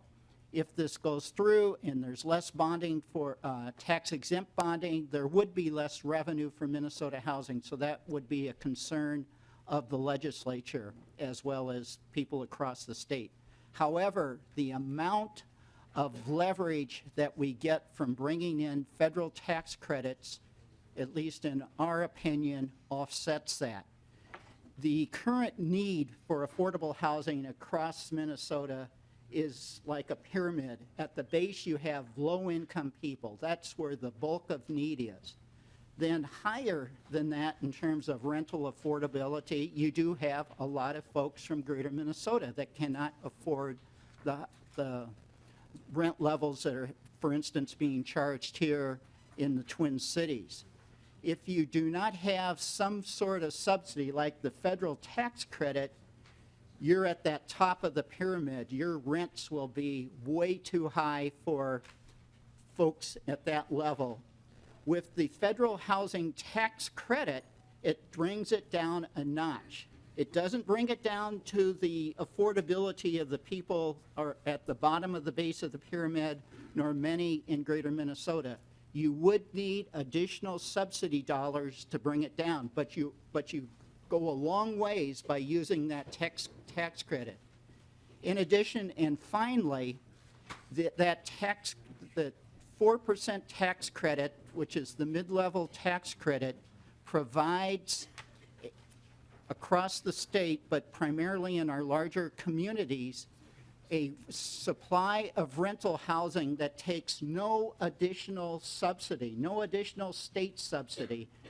And so it's something that can help households that can afford rents at the $800 to $1,200 rent level without additional subsidy. So there's value to that as it is, but you can then take that when you go down from what it costs to, you need to charge rent if you're just building new, you go down to that tax credit level, then you're going in the direction with some additional subsidy to get to the lower income people. So it can help across the state, all sorts of incomes, but by and large, the value of this bill is that it brings in lots of federal resources that wouldn't otherwise be available in the state. This is not a slam dunk. There's reasons for wanting Minnesota Housing to use as much of that tax-exempt bonding for home ownership as possible. That provides resources and funding to them. But when you measure that against the amount of leverage of bringing in the federal tax credits, it looks like it's the smart thing to do, particularly in this market. Thank you. Thank you. Are there any other members of the public who wish to testify? Welcome to the committee. Please state your name for the record and proceed with the testimony. Thanks, Chairman. My name is Ryan Baumtrog, and I'm the Assistant Commissioner for Policy at Minnesota Housing. Thanks for the opportunity to discuss House File 2112. We certainly understand the intent of the bill, but are concerned about the impact to Greater Minnesota and to homeownership resources statewide. The proposal doesn't create more housing, but rather trade statewide first-time homebuyer opportunities for rental opportunities, primarily in the metro area. So the resource that we're talking about is a significant resource that's provided first-time homebuyers and rental opportunities across the state. Last year alone, over $400 million went to create or preserve 3,400 units of rental housing statewide, and this included workforce housing in Greater Minnesota, supportive housing, as well as senior housing. The resource has been leveraged to create 8,000 first-time homebuyers statewide in the last 2 years alone. In the fall of 2016, what we saw for the first time in more than a decade due to current market conditions is that several rental projects seeking tax-exempt bonds through Minnesota management and budget process were unable to get an allocation because the resource was oversubscribed. This legislation is in response to that scarcity and makes several significant changes to Minnesota management and budgets process. As a statewide housing agency, we're concerned for two main reasons. First, the legislation makes significant policy changes based on very recent market changes and does not add additional housing resources or create more housing. We do appreciate the amendment to look to have it be time limited and do consider that a good step. But the bill significantly changes the statute and it primarily benefits higher rent communities that are seen only in the metro areas and not in Greater Minnesota. In making changes to the statute, we'd want to make sure that we can meet both rental and home ownership opportunities across the state with the changing market conditions that we're seeing. Second, the bill eliminates the set-aside for home ownership resources for cities and counties across the state. In 2017, this was $57 million. And the home ownership resources that are eliminated allow cities and counties to create first-time homebuyer programs in their communities. They apply to Minnesota Housing, and then we issue the bonds on their behalf so that their community can have a first-time homebuyer program. And this allows cities, small and large across the state, to participate in the program. And the loans are actually originated in typically small community banks in those communities. We're able to significantly leverage that resource. So as was mentioned by previous testifiers, we are in current market conditions able to issue taxable and tax exempt. So we're able to take that $57 million and leverage $75 million in other funds to create over 600 first-time home buyers with the resource. And this includes significant amounts of down payment and closing cost assistance that we're able to provide because we issue those bonds. We're seeing right now as a great time for home ownership opportunities across the state as well as rental opportunities. We're looking, the last 2 years we've set records for the amount of first-time home buyers in the state by Minnesota Housing Finance Agency, and that's resulted in over 8,000 new homeowners across the state. Over 90% of first-time home buyers are needing down payment assistance, and that's what's differentiating our product. Is that we're able to provide some down payment and closing cost assistance to those individuals that have the income but not the wealth to become first-time home buyers. And that's what us issuing the bonds allows us to afford. So lastly, I just want to let the committee know that Minnesota Housing and other stakeholders, we've been talking about potential administrative and statutory changes that we could make to address the recent market changes and increase demand for the resources. We've already made some changes in the financing of our first-time homebuyer program to preserve the resource whenever possible. As we work with Minnesota Management and Budget and other stakeholders in reviewing any of those changes, we just want to make sure that it works for Greater Minnesota, protects city and county first-time homebuyer programs, and has the broad support of the affordable housing community. Thanks for your time today. Thank you very much. Are there any other members of the public who will testify? Please come forward. Welcome to the committee. Good afternoon, Mr. Chairman and members. I'm Ellen Solly, President of the Family Housing Fund. Today, I'm here representing the Family Housing Fund as well as my colleague Warren Hansen from the Greater Minnesota Housing Fund. Together, we help communities create and respond to their affordable housing needs. Complementing your investments, the two funds have invested more than $500 million of private capital in housing throughout the state of Minnesota, from shelter to rental housing to home ownership. And as such, we're in a unique position to comment on the proposed legislation before you. And both housing funds oppose this bill.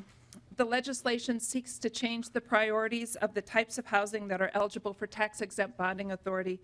And in changing those priorities, there will be a significant impact on Minnesota Housing's single-family homeownership programs, which are used by communities throughout the state. Specifically, this proposal removes the 31% set aside for single-family and the bond reservation and moves it in fourth priority behind three other types of rental housing. This is not a balanced approach. This removes an important tool that communities throughout Minnesota have relied upon to extend homeownership to first-time home buyers. And this proposal values rental housing over homeownership, while the current statute ensures that both options are available for communities. The bill also risks creating surplus of rental housing at the highest end of the income restriction in the federal programs, as well as in certain parts of the state. Tax-exempt bonds for rental housing work financially when the rents can be maximized within the limits of the tax credit program and in communities with higher rents, such as the metro area in Rochester. For those of you that represent communities of moderately priced housing, this proposed statutory change will not bring more rental housing to your community. In fact, this proposal doesn't create any new housing at all. It simply moves housing resources around. In short, it cuts the pie differently. Finally, there's been a lack of discussion between stakeholders on the impact of this proposal. The proposal emerged as a concept in January of this year and has been largely confined to a small audience of rental housing developers and the State Housing Finance Agency. The proponents of this bill said they were open to discussion, but yet are pushing this through without a meaningful dialogue from those or with those that will be impacted by it. And this is coming at a time when the tax credit market is in flux, where investors are sitting on the sidelines amid promises of federal tax reform. There's no need to move this legislation forward now. The state of Minnesota is one of a handful of states that has effectively used bonding resources at a time when other states have lapsed their bonding volume cap that have accumulated during the recession. And this is evidence that the current system is working. We strongly encourage the committee to reject the legislation in this form, and as we've offered to the proponents, we'll commit to working with the various stakeholders to see if there's a compromise to this legislation that ensures a full range of housing choices in communities throughout Minnesota. Thank you. Thank you very much. A quick question for the testifier or for nonpartisan research. I know, what happens right now to the unused bonding capacity? I thought I understood the answer to that question, but maybe I don't. Chair and members, I believe that actually would be a better question for Minnesota Housing Finance. Sure. Thank you. And I'll just repeat the question. Thank you. If you could restate your name for the record when I ask it. But right now, when there's unused bonding capacity as a result of the tax exempt status, what happens to it right now? Sure, Mr. Chair, Ryan Baumtrog, Assistant Commissioner at Minnesota Housing. So the chart that is up on the screen, that shows the annual process and the allocations that are made. And so there's a flow in the statute of timelines that are available for certain projects and how funds flow into different pools. As of December 1st of each year, if there's any money left in what is called the unified pool, it flows to Minnesota Housing. One thing I'd mention is that that has happened in the past years. We are one of only 10 states, though, in the past 5 years that has not returned any of the money. So while it goes unused through the process, we have been able to use that in the market to do largely the first-time home buyers program as well as new rental construction. But just to be clear, the overall aggregate cap is defined by the federal government. Correct. Yes, the $550 million you see there. Correct. And it's so, per capita. So when I'm using the term uncapped, or excuse me, unused bonding, that's when we've gone through this process. This is the leftover amount that the Minnesota Housing Finance is able to leverage. Correct? Correct. So each year, that $550 million is available, and if it's unused in the various pools, it goes to Minnesota Housing to be used for affordable housing statewide. And so right now, under the proposed legislation, if that money were to flow to be unused again, Minnesota Housing Finance would still have access to tap into that. Is that correct? Correct. The main objective of the bill changes some of the priorities and makes senior housing eligible and changes priorities, but the funds would still flow to Minnesota Housing at the end, correct? I just wanted To the extent they're available. I Yep. misheard a previous comment, so thank you. Are there any other members of the public who wish to testify in favor or voice concerns of the bill? Welcome to the committee. Please state your name for the record and proceed with your testimony. Mr. Chairman, Representatives, I'm Tom Schuett of the Schuett Companies. We have been an affordable housing provider in greater Minnesota for 40-plus years. My father started the company. We work in communities from Grand Rapids to Otter Tail County to Clay County to Dawson, Minnesota to Floodwood, Minnesota. We have about 1,200 units at 16 different properties. I would like to address a comment that I think was a little misleading that was made, and that is that investors of tax credits are sitting on the sidelines right now. I just signed a letter today selling our credits.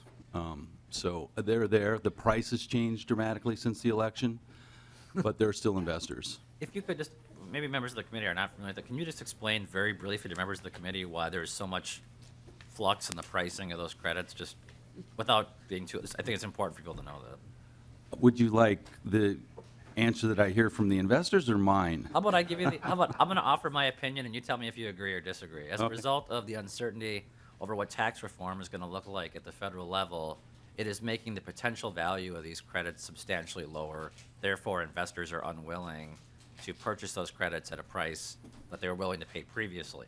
And this is driving up this is reducing the amount of incentives or funding available for these projects. I think some of the syndicators and investors might have a job for you. Well, no, I like this That's- guy. Yeah. Yeah, no kidding. It's one of them, Tim Mahoney.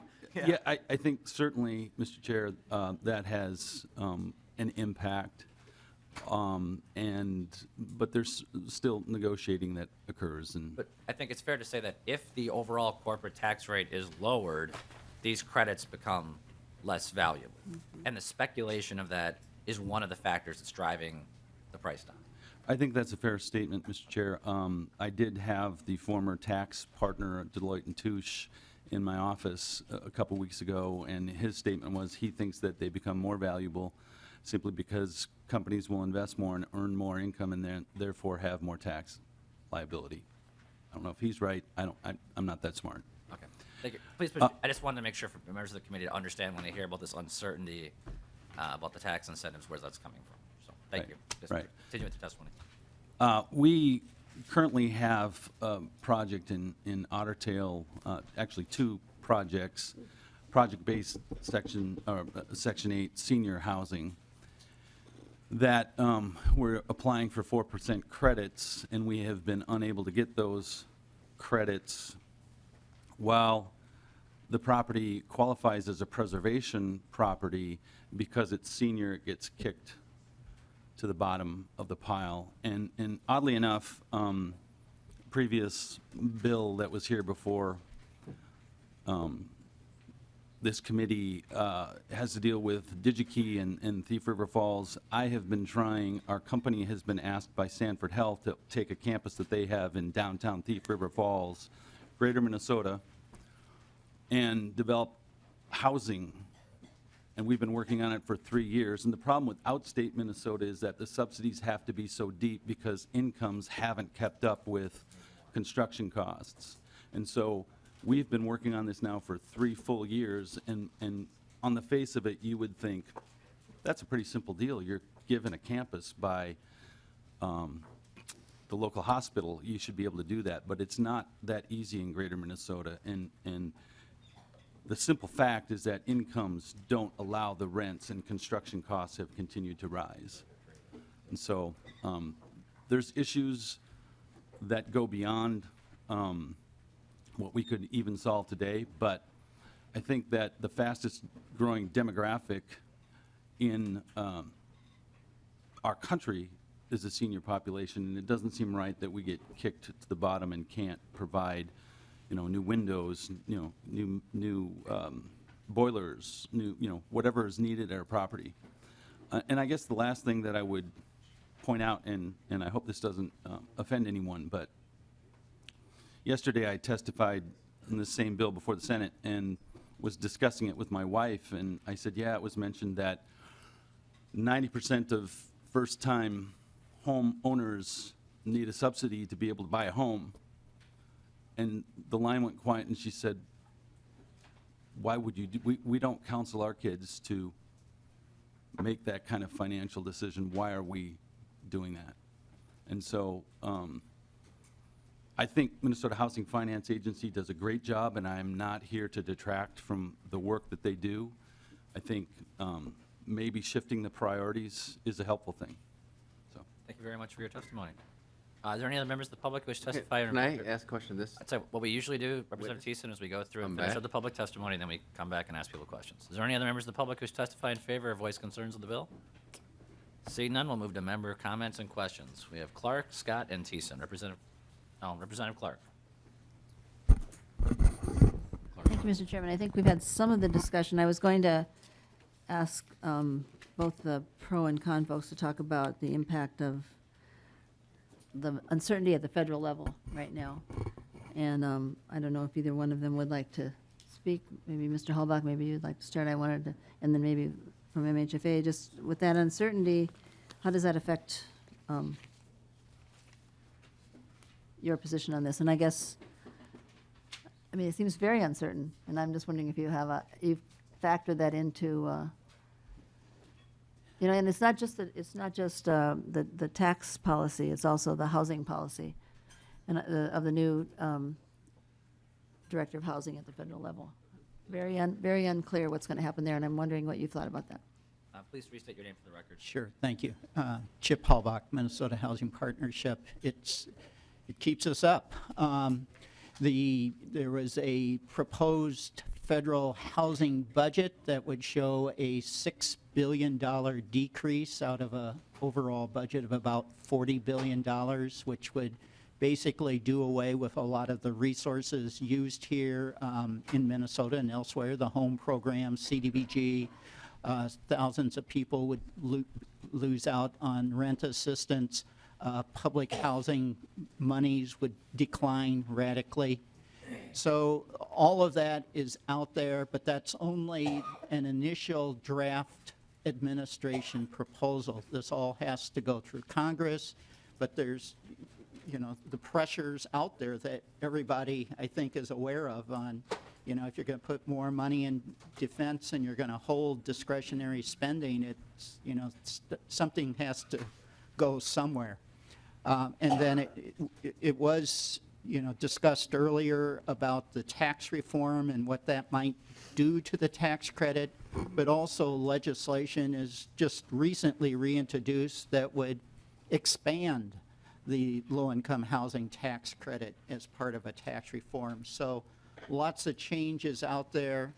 Some of it is very threatening in terms of housing initiatives in the state, but we have months to go before we actually know what will happen. Representative Clark, do you have a follow-up? Thank you. Mr. Chairman, I wanted to ask this witness, and then I would like to hear from MHFA on the question I just asked, but I want to ask you also.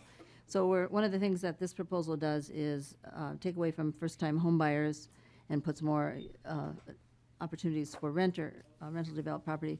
So one of the things that some of us have worked on here at the state of Minnesota is the fact that we have one of the poorest records in terms of racial disparities for home ownership. We were the worst 3 years ago, then we came up to, now I think we're third worst, and we maybe made a little bit of progress. Maybe we're, you know, fourth or fifth worst, I'm not sure. But how does this bill impact the opportunity for us to do better in terms of home ownership for people of color? The testifier? Yeah, Mr. Chair, Chip Hallbach. Again, as I mentioned earlier, the mortgage monies that Minnesota Housing makes available, be it funded through taxable bonds or tax-exempt bonds, go out at market rate. It's their down payment assistance, which really they're able to target to low-income people, and also they have particular initiatives for communities of color to build up home ownership. So there is something I hope the legislature pays close attention to, is to ensure that's a strong program. Minnesota Housing itself makes net revenues through its various programs and puts some of its own resources into that down payment assistance. The proposed legislation would potentially take some tax-exempt bonding from homeownership to rental housing if the market conditions are such as they have been in the last couple years, but not the years before then. So it's only when there are unique market conditions would the housing development community be able to do those tax credit projects and utilize the tax-exempt bonding with no additional state subsidy. And so that is the leveraging that at least our organization feels is worth some cost to the state in terms of Minnesota Housing not making the same revenues when they use the tax-exempt bonding.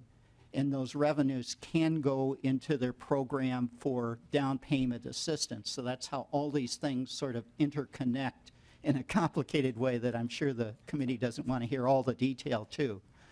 But essentially, we need both rental housing and homeownership, particularly to reduce the disparities. We believe that this current proposal moves us in the direction of, on the rental housing end of it, if the market conditions remain as they have been the last couple of years, but that we would need support from the legislature to help make up for some of the marginal loss in revenue to Minnesota Housing that they might put into their down payment assistance. Hope that's not too obscure. So, Mr. Chairman, I think the crux of the final thing you said would be, we'd almost need another bill, other legislation to try to ensure that we didn't go backwards in terms of homeownership for our communities of color. I wonder if I could ask the person from Minnesota Housing Finance Agency to answer those two questions as well, and just clarify it. Thank you.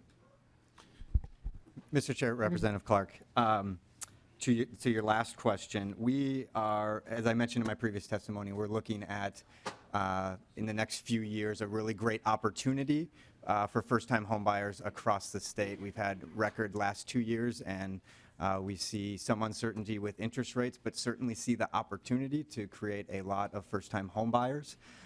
Minnesota Housing and our partners are really proud of our work to reduce the home ownership gap between white households and households of color that is about the worst in the nation.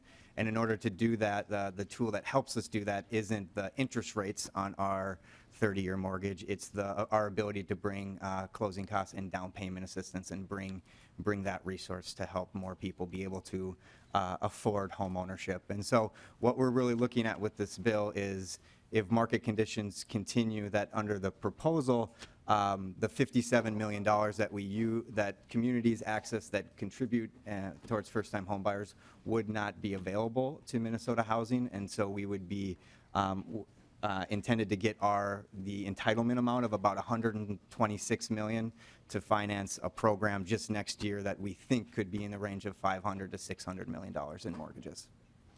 Representative Clark, follow up. And then if you could just, thank you, and then if you could just also respond to the first question of what do you anticipate, or how do you see this proposal in regard to the questionable direction that's happening at the federal level for investment in low-income, well, investment in housing, period, in affordable housing and all kinds of housing.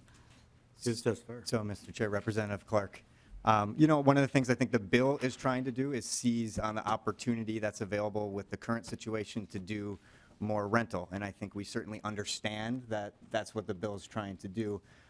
Our concern is that it takes it from resources for home ownership, and so there's a lot of uncertainty in the markets right now, and federal tax reform and the pricing of tax credits that we've briefly covered. And so as we look at changing a statute, we just want to make sure that we make changes that can serve both home ownership and rental opportunities as the markets continue to change. Mr. Chairman, finally then, could you suggest some language that would possibly be added to Representative Knoblach's bill or others that would help us address the issue and make sure that we do continue to have resources directed towards communities of color homeownership? Because it sounds like, if I understand both of your testimony, that's at risk. If you can't come up with language, maybe I can, but I was just thinking you might be able to do that. You've been working on it pretty hard at the agency. Who's the testifier? Mr. Chair, Representative Clark, I'd certainly be willing to work with Representative Knoblach and stakeholders to work on the legislation. Thank you. Thank you. Representative Thiessen. No, Mr. Chair. All right, Representative Aaron Mayquaid. Thank you, Mr. Chair. I can't see you. Hi, Representative Knoblach. I have two questions. The first one is why is this only for 15 years? Does it need to be affordable housing? Representative Knoblach. Was it, I'm sorry, only for 15 years? Yes, I'm looking at the workforce housing needs a multifamily project in which for a period of 15 years following completion. Why that? Because because typically Section 42, which is I think the federal program that they're anticipating mostly using for this, basically the tax credits last 15 years. Representative Mayquaid. Thank you. So Representative Knoblach, I think that is a little bit of a concern for me that we would put money into something that would only be guaranteed affordable for 15 years and then could be flipped to market. And I worry about folks in that. But my second question, it's a four-parter maybe. Can you tell me the four areas where we have the major racial disparities in Minnesota? Representative Knoblach. Well, first of all, if I can, Representative Mayquaid, going back to your earlier question, it's a minimum of 15 years. There are different programs. Some of them are longer than 15 years. I've seen 30 years.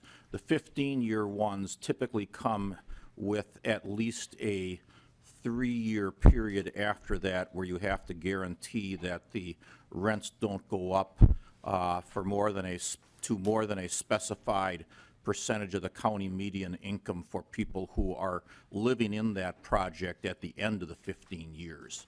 So you have, from that standpoint, I'd say at least a minimum of 18 years of affordable housing, and depending on the program and a number of things, it can be quite a bit longer than that. Representative Mayquaid. Great. To my second question, can you name the four areas of the major racial disparities here in Minnesota? The four Major ones, yeah. The four major areas of racial disparities in Minnesota? Representative Mayquaid. Thank you, Mr. Chair. Yes, there are four issue areas that the racial disparities are quite large, and they're one of the biggest indicators of why we have racial disparities here in Minnesota. Representative Knoblach. Well, I guess I'd probably be just taking a little bit of an educated guess, but I would say the economic development area, the education area, the housing area, and the health area. Representative Mayquaid. Close. You're looking at employment, income, educational outcomes, and housing. And housing is the largest driver of the racial wealth gap. And during the recession that we had, half of black wealth was lost, mostly during that recession because of loss of houses.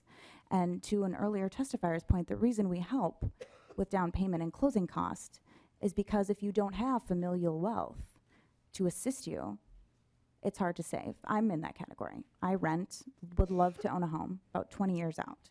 And so, you know, when you started talking about this bill, you started talking about we're reprioritizing, right? We're reprioritizing how we're doing this housing. And I think that's why I'm very concerned, because it seems like we're reprioritizing the one thing, the biggest thing, that closes racial disparities here in Minnesota. And I know that we've talked about, you know, taxable bonds versus non-taxable bonds, but I think any dollar, and I think we're talking like $2 million more dollars if we're talking taxable bonds, any dollar amount that we're taking away from this program that helped, I believe, 69% families of color in this last year, I really think that this might be one of the unintended consequences, but we really have to be thinking about how are we helping or hurting when we are talking about racial disparities. And I think reprioritizing it like this and putting homeownership last, I think that's going to increase our disparities. Representative Knoblach. Well, Mr. Chair, Representative Mayquade and others, I guess I've been kind of waiting here patiently as I've had all these testifiers come up and say a number of things that in some cases I think are frankly wrong about the bill. And so I guess I'd like to respond and also address Representative Mayquade's concerns. First of all, this is to some extent a trade-off. So the Minnesota Housing talked about how last year they helped 600 new home buyers get homes. Well, your trade-off here is, okay, you can potentially help those 600, or you probably have 6,000 units more of affordable housing that you can build, or perhaps more than that if we do what we're talking about here. So there's a certain pool of money that we're dealing with, and the question is, how do you want to use it?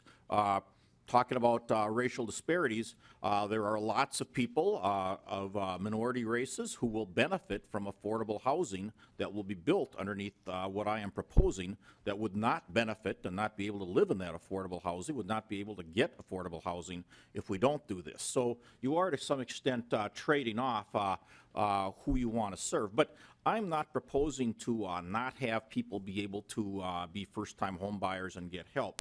Part of the reason I'm doing this is because there is a significant surplus of money right now within Minnesota Housing for these purposes that hasn't been used. In fact, a lot of the money Minnesota Housing is using, they're not taking these bonds so much and using those bonds directly to help first-time home buyers. They're basically arbitraging these bonds by earning extra interest on them and using those earnings to help first-time home buyers. And it's not like they won't have any money at all for first-time home buyers.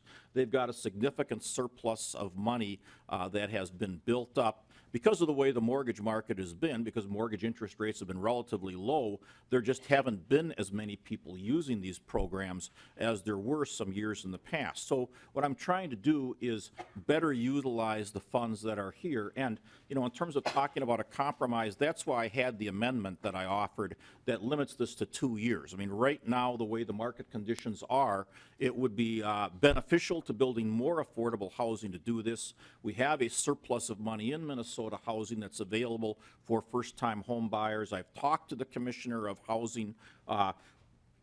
My sense in talking to her is that 2 years is a reasonable number at which we can look at this again, and by then, yes, the money for first-time home buyers might be drained down, and at that point, well, this bill would expire and we'd go back to the way it was, and people would be getting their first-time home buyer money, and we can look at what the market's like and decide if we need to renew this or not. But in the meantime, we'd be able to build many thousands of units of affordable housing for people that otherwise wouldn't be able to have that housing, and so that's why I'm bringing this bill forward. Representative Mayquade, are you finished? Thank you, Mr. Chair. Just to that point, and I think, the compromise is good.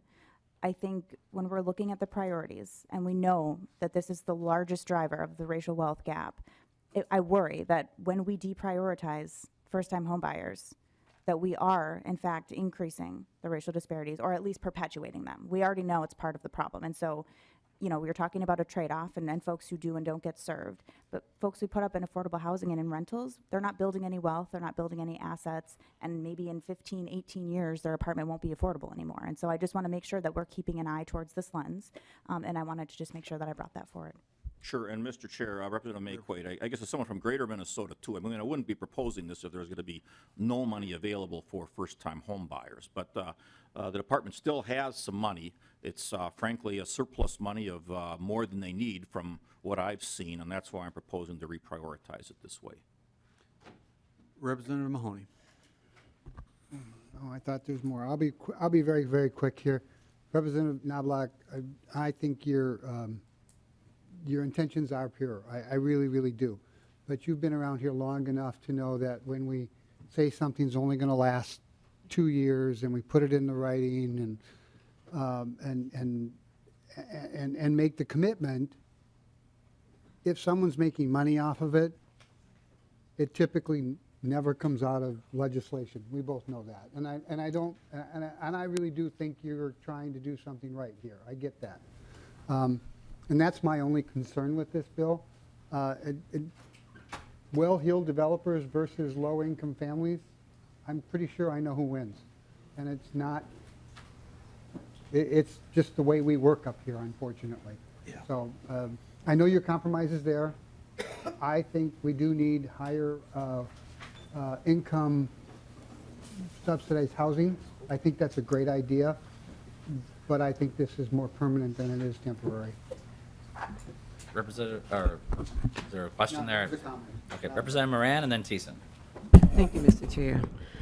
So one of my questions have been answered by you, that this bill would not deplete an opportunity for homeownership to happen, correct? Mr. Chair, Representative Moran, yes, there's still money available for home ownership. Representative Moran. Thank you, Mr. Chair. So I was just wondering, we're using this word affordable housing a lot, and I was just wondering, what do you consider affordable housing? What would that look like? Representative Knoblach. Mr. Chair, Representative Moran, I guess I would define it the way the law defines it, and I think that, if I remember right, under the law for Section 8, I want to say it's 30% of the median income in a county, and for affordable housing, I want to say it's 60% of the median income in housing. And I could be wrong about those percentages, but basically there is a percentage in law that you're required to meet to access these programs like these federal Section 42 tax credit programs. And so I guess rather than coming up with, my own opinion, I think I would stick with the sort of standard that they've got in the law. Representative Moran. Mr. Chair, because we know affordable housing in the urban core and in the rural community is different, right? And so, and I wasn't thinking about Section 8. So are we saying we're going to build, maybe to the testifier, is this about building more Section 8 housing for the urban core? Because I believe I heard that this bill would not, the rural community are not supporting it because it doesn't benefit them. So are we talking about more Section 8 housing in the urban core? The testifier.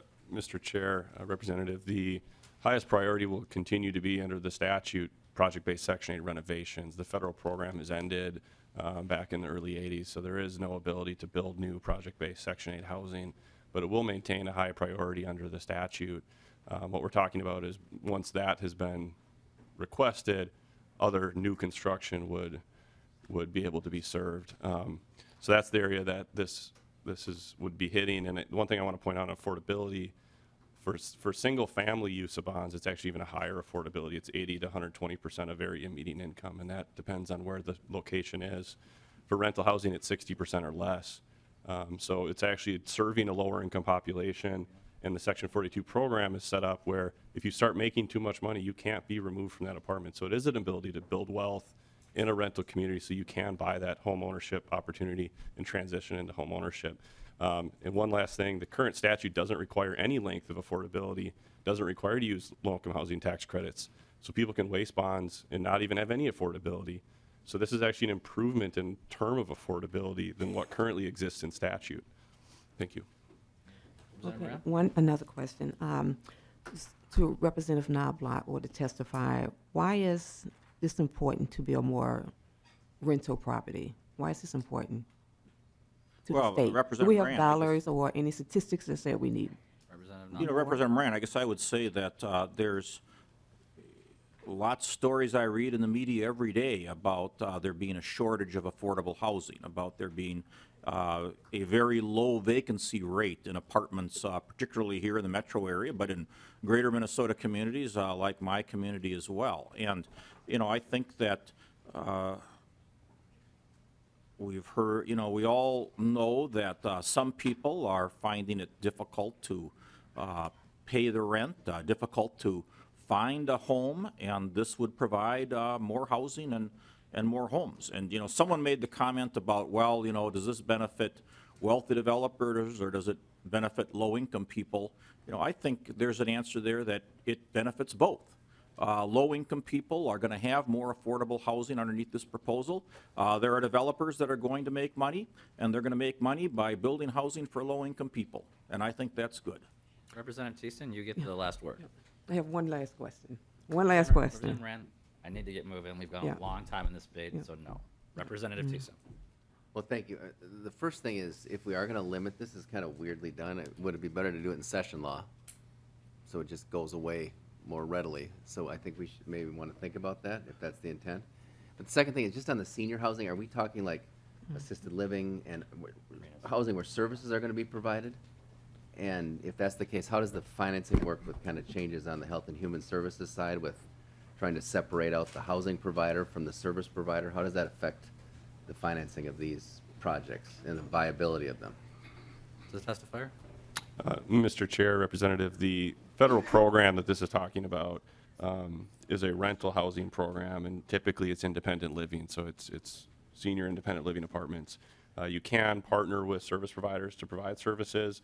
Tom Schuett, who's up here earlier, is doing that himself, where they're bringing in services and getting Medicare waivers to keep people in affordable rental housing, so they don't have to go into nursing homes, so they can get services in their home, and it's actually cheaper for the state to serve them in a affordable rental housing option than in a nursing home or some other higher acuity provider. So while it's not required by federal law in order to use tax credits, it does enable states to do some creative things to bring services to those folks. Representative Thiessen. Thank you. And is providing those services part of what helps finance the program, the money that comes in from that? That's separate? Does the testifier? Chair, Representative, no, that's a whole separate transaction. So this is just about how to build rental housing. Representative Knoblach, any closing comments? Well, just members, I would note that Representative Carlson and Representative Applebaum are also authors of this bill, so this bill does have bipartisan authorship, and I'd appreciate your support. With that, Representative Scott renews her motion to have House File 2112 laid over for possible, as amended, laid over as for possible inclusion in a later bill. Thank you, Representative Knoblach. And the chair will move House File 22, Representative Knoblach, the chair will move House File 2266 for possible inclusion in a later bill. Mr. Chair, members, I hope this one probably won't have as much discussion as the other one. House File 2266 establishes an opportunity grant program in the areas of education, economic development, and housing for communities of color in central Minnesota. It would be administered by the Central Minnesota Community Foundation, a longtime fixture of the St. Cloud community, which manages over $100 million in charitable grant funds for Central Minnesota individuals and organizations. Members, despite the large increase in minority populations in recent years, there was no money at all from last year's millions in deed economic disparity initiatives that found its way to Central Minnesota. This bill would make sure that Central Minnesota receive funding for the needs described in the bill, and I'd appreciate your support. Representative Knoblach, do you have any testifiers that you've invited? I do not. This is a public hearing. Are there any members of the public who wish to testify in favor or voice concerns with the bill? Seeing none, we'll close the public comment portion, move to member questions and comments. Any questions from members of the committee? Representative Knoblach, your presentation was concise, and we see that everything comes to an average. So with that, the chair renews his motion to have House File 2266 laid over for possible inclusion in a later bill. Thank you, Representative Knoblach. Thank you, Mr. Chairman and members. All right, just to lay out the rest of the hearing here, it's the chair's intent that we're going to take up two more bills, House File 1665 and then House File 739. At that point, we will recess for dinner so staff and members get a chance to eat, and then we will reconvene approximately about 7-ish. So, Representative Kresha? Representative West moves that House File 1665 be considered for possible inclusion in a later bill. Representative Kresha, to your bill. Thank you, Mr. Chair, members. So this bill seems a lot more complicated than it is, but I'm just going to call it out for what it is. And if there's some testifiers, I'll bring them up so I can help the timeline of the committee. But what this bill basically does is it's a re-regulation and deregulation bill. If what we're doing today is working, if this bill passes, this just simply says we're going to keep doing what we're doing today. That's all it does. It's actually quite simple in that you're going to hear lots of testimony and arguments saying, well, this doesn't do this, this doesn't. All we're doing is voice over IP services. We're going to allow the regulations that are happening today continue, and we're just not asking the PUC to put any more burdens on those. So that's what the bill does in front of you, Mr. Chair. Do you have any additional testifiers, Representative Kresha? I may have, yes, I have a couple. Welcome to the committee. Please state your name for the record and proceed to the testimony. Good evening, Chair Garofalo, members of the committee. My name is Tony Mendoza. I'll keep my comments brief. I know you've got a lot to do tonight. I'm outside counsel to the Minnesota Cable Communications Association. Thank you for the opportunity today to address the Cable Association's strong support for House File 1665. House File 1665 is important legislation for our state that will speed the deployment of strong competitive options for voice communication services, particularly in Greater Minnesota. It'll provide greatly needed regulatory certainty with respect to voice communication services, encourage greater broadband investment in Greater Minnesota. It'll preserve existing landline phone services for all Minnesotans and preserve consumer protections available to all Minnesotans. It will strengthen the 911 telephone assistance program and the Telecommunications Access Minnesota programs by requiring all voice over internet providers to pay into these funds and file 911 plans. Finally, it'll move Minnesota into the 21st century, joining 33 other states that have modernized their telecommunications laws like this toward a national uniform policy. And I'm happy to answer any questions, but I'll leave my comments at that. Thank you. Thank you. Welcome to the committee. Please state your name for the record and proceed with your testimony. Mr. Chair, members of the committee, John Dukic with the Minnesota High Tech Association. We are a trade association that represents more than 300 science and technology companies and organizations throughout the state. And I will keep my comments brief and just direct you to a letter in your packet in support of House File 1665. MHTA feels that by providing a level of regulatory certainty with respect to VoIP, House File 1665 helps to send a strong signal that Minnesota embraces technology-friendly policies and encourages private investment to help expand our broadband infrastructure to all corners of the state. Modernizing the state's telecommunications regulatory framework, as more than 30 other states have done, will help accelerate investment in new communication technologies and expand access to broadband. And with that, we ask for your support. Thank you. Thank you. Representative Kresha, do you have any other testifiers? I do not, Mr. Chair. This is a public hearing. Are there any members of the public who wish to testify in favor or voice concerns with the bill? Sure. Welcome to the committee. Please state your name for the record. Hello again. Thank you, Mr. Chair. Members of the committee, Ron Elwood with Legal Aid. As always, it's so troubling to be on the other side from Representative Kresha, but I will be doing that. If this bill simply froze regulation, we would be having a very different discussion here. And we do not believe it does that at all. We, in fact, believe it does the opposite.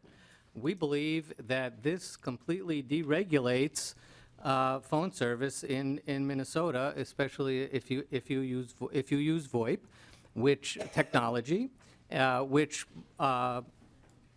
virtually all the phone companies can do. So, I mean, it doesn't really matter if a phone call is provided through copper, fiber, cable, or VoIP. What we're talking about is a phone call, and a phone call is a phone call. There's really no rationale, public policy rationale, to treat VoIP any differently than we treat any other phone call. What this bill does is eliminate the PUC's authority over local phone calls made through VoIP. And by doing so, it effectively renders virtually all the laws and rules that protect consumers meaningless and unenforceable. And asking you to eliminate oversight and consumer protection around one type of delivery by VoIP versus delivery by other mechanisms, is like saying we should regulate UPS differently than we regulate FedEx. That's just illogical.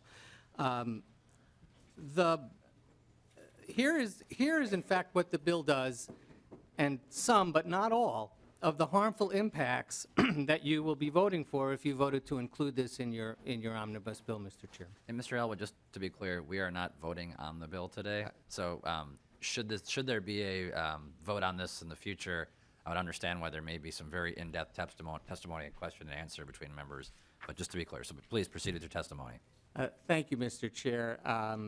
In the future, should you have vote for this bill, this is what you would be voting for. First of all, there will be no longer any notice of disconnection or protection against arbitrary and unwanted shut-off of phone service. There would be no protection against price, geographic, or other discrimination. There would be no recourse against cramming, that is, sticking unauthorized charge slipped into the bill. And if you don't think that happens, I have an article here from Forbes that talks about a phone giant AT&T caught padding consumers' bill with unwarranted services. This is known as cramming, and this happens. There will be no protection against fly-by-night phone companies coming into Minnesota and providing services because the PUC would no longer have to certify companies as being legit or have any power to get rid of them if they did something wrong. There would be no more oversight over reliability of 911, despite what that testifier said, because VoIP phone calls would be no longer regulated by the PUC. And if you don't think that's a problem, I have an NPR news story here that talks about having gaps when home service is routed through 911 calls routed through the internet via voice over protocol. The geographic information transferred when somebody calls 911 doesn't always work with VoIP phones. That's a problem.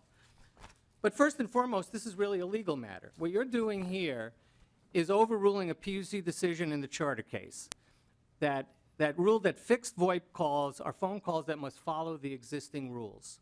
And that case turns on a highly legal and technical debate about a definition in a 1996 Telecommunications Act. That case is now in federal district court here in Minnesota. A decision is imminent. Undoubtedly, that case will wind up in the United States Court of Appeals for the 8th Circuit, and maybe even in the United States Supreme Court. And if before that happens, the FCC or Congress may step in and resolve the issue. And with all due respect, we believe the Minnesota legislature should defer to those judicial, elected, or administrative bodies to make the call about whether to deregulate service. I can go on, but I won't because I know you're pressed for time. The reality is that this is a deregulation bill. It will not provide any incentive to invest in broadband across Minnesota, which we've heard. It will deregulate all the protections that exist today, and I would strongly urge you not to move forward with this bill. Happy to answer any questions. Thank you. Welcome to the committee. Please state your name for the record and proceed with your testimony. Thank you. Mr. Chairman, members of the committee, my name is Mary Jo George with AARP Minnesota. On behalf of our members, we are here today to also speak in opposition of this bill because it would unnecessarily eliminate important consumer protections relating to an increasingly popular telecommunication services known as VoIP. As the telecommunications networks migrate to the use of technologies based on Internet Protocol, or otherwise known as IP, consumers still need reliable service and need regulatory oversight of carriers' practices. As Mr. Elwood said, regardless of how the technology is delivered, telephone communication remains a basic necessity, allowing older Minnesotans, whether they live in urban neighborhoods or in rural areas of the state, to maintain social contact, to preserve health and safety, and gain assistance in an emergency. And make no mistake about it, VoIP technology is essentially a wireline or landline alternative to a traditional landline service. And it's increasingly a prevalent way for consumers to obtain telecommunications communication.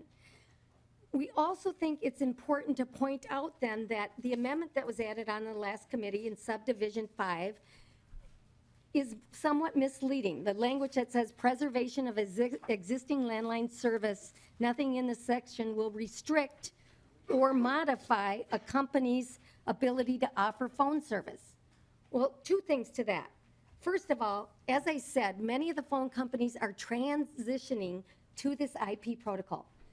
And many of our telephone lines are using both IP protocol and traditional, what we call TDM, and I'm not going to explain that today, but they're using both fiber and copper to get to your telephone. So when you look at this language, while it sort of assumes that, you know, it's going to be protected, consumers don't know if they have, you know, new technologies or not. And so all we're saying is, for the end user, for the consumer, it doesn't matter how it is delivered. It matters that it's quality and that it's reliable. I also want to point out that the language on 315 that says, all it does is say is the company can offer landline service. It does not say that you can, that they have to be providing or under the regulatory rubric. So as Mr. Elwood said, It eliminates all the consumer protections we have, folks. We don't think that's necessary. I think the last point I want to make is that we know consumer demand for VoIP is steadily growing, but there is no evidence that the state's regulatory framework is impeding the industry's broadband investment. We think these companies are profitably offering VoIP as part of their marketing strategy, and we do believe in new technologies, but contrary to the rhetoric, we don't think it's an either-or option. We believe consumers should have protections that can coexist with new technology, and that you should not succumb to veiled threats of withholding innovation and investment in Minnesota. They should be ignored, and we ask you to oppose this bill. Thank you. Thank you for your testimony. As Deputy Commissioner Grant comes down, just a quick question for both testifiers. There's no fiscal note on this bill. So if this was a massive deregulation of it, we would see some sort of fiscal cost. Why is that?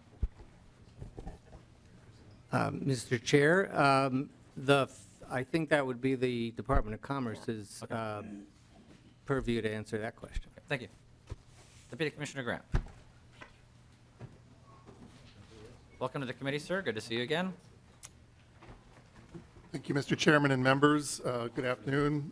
My name is Bill Grant. I'm the Deputy Commissioner for Energy and Telecommunications at the Department of Commerce. And I want to thank you for allowing me to share some comments and concerns with you regarding House File 1665. And let me begin by stating that the department supports the comments made today regarding the importance of consumer protections that are currently provided to Minnesota telephone customers by Mr. Elwood and Ms. George. These are common sense protections that this legislature has determined over the years that all Minnesotans who receive telephone service should have.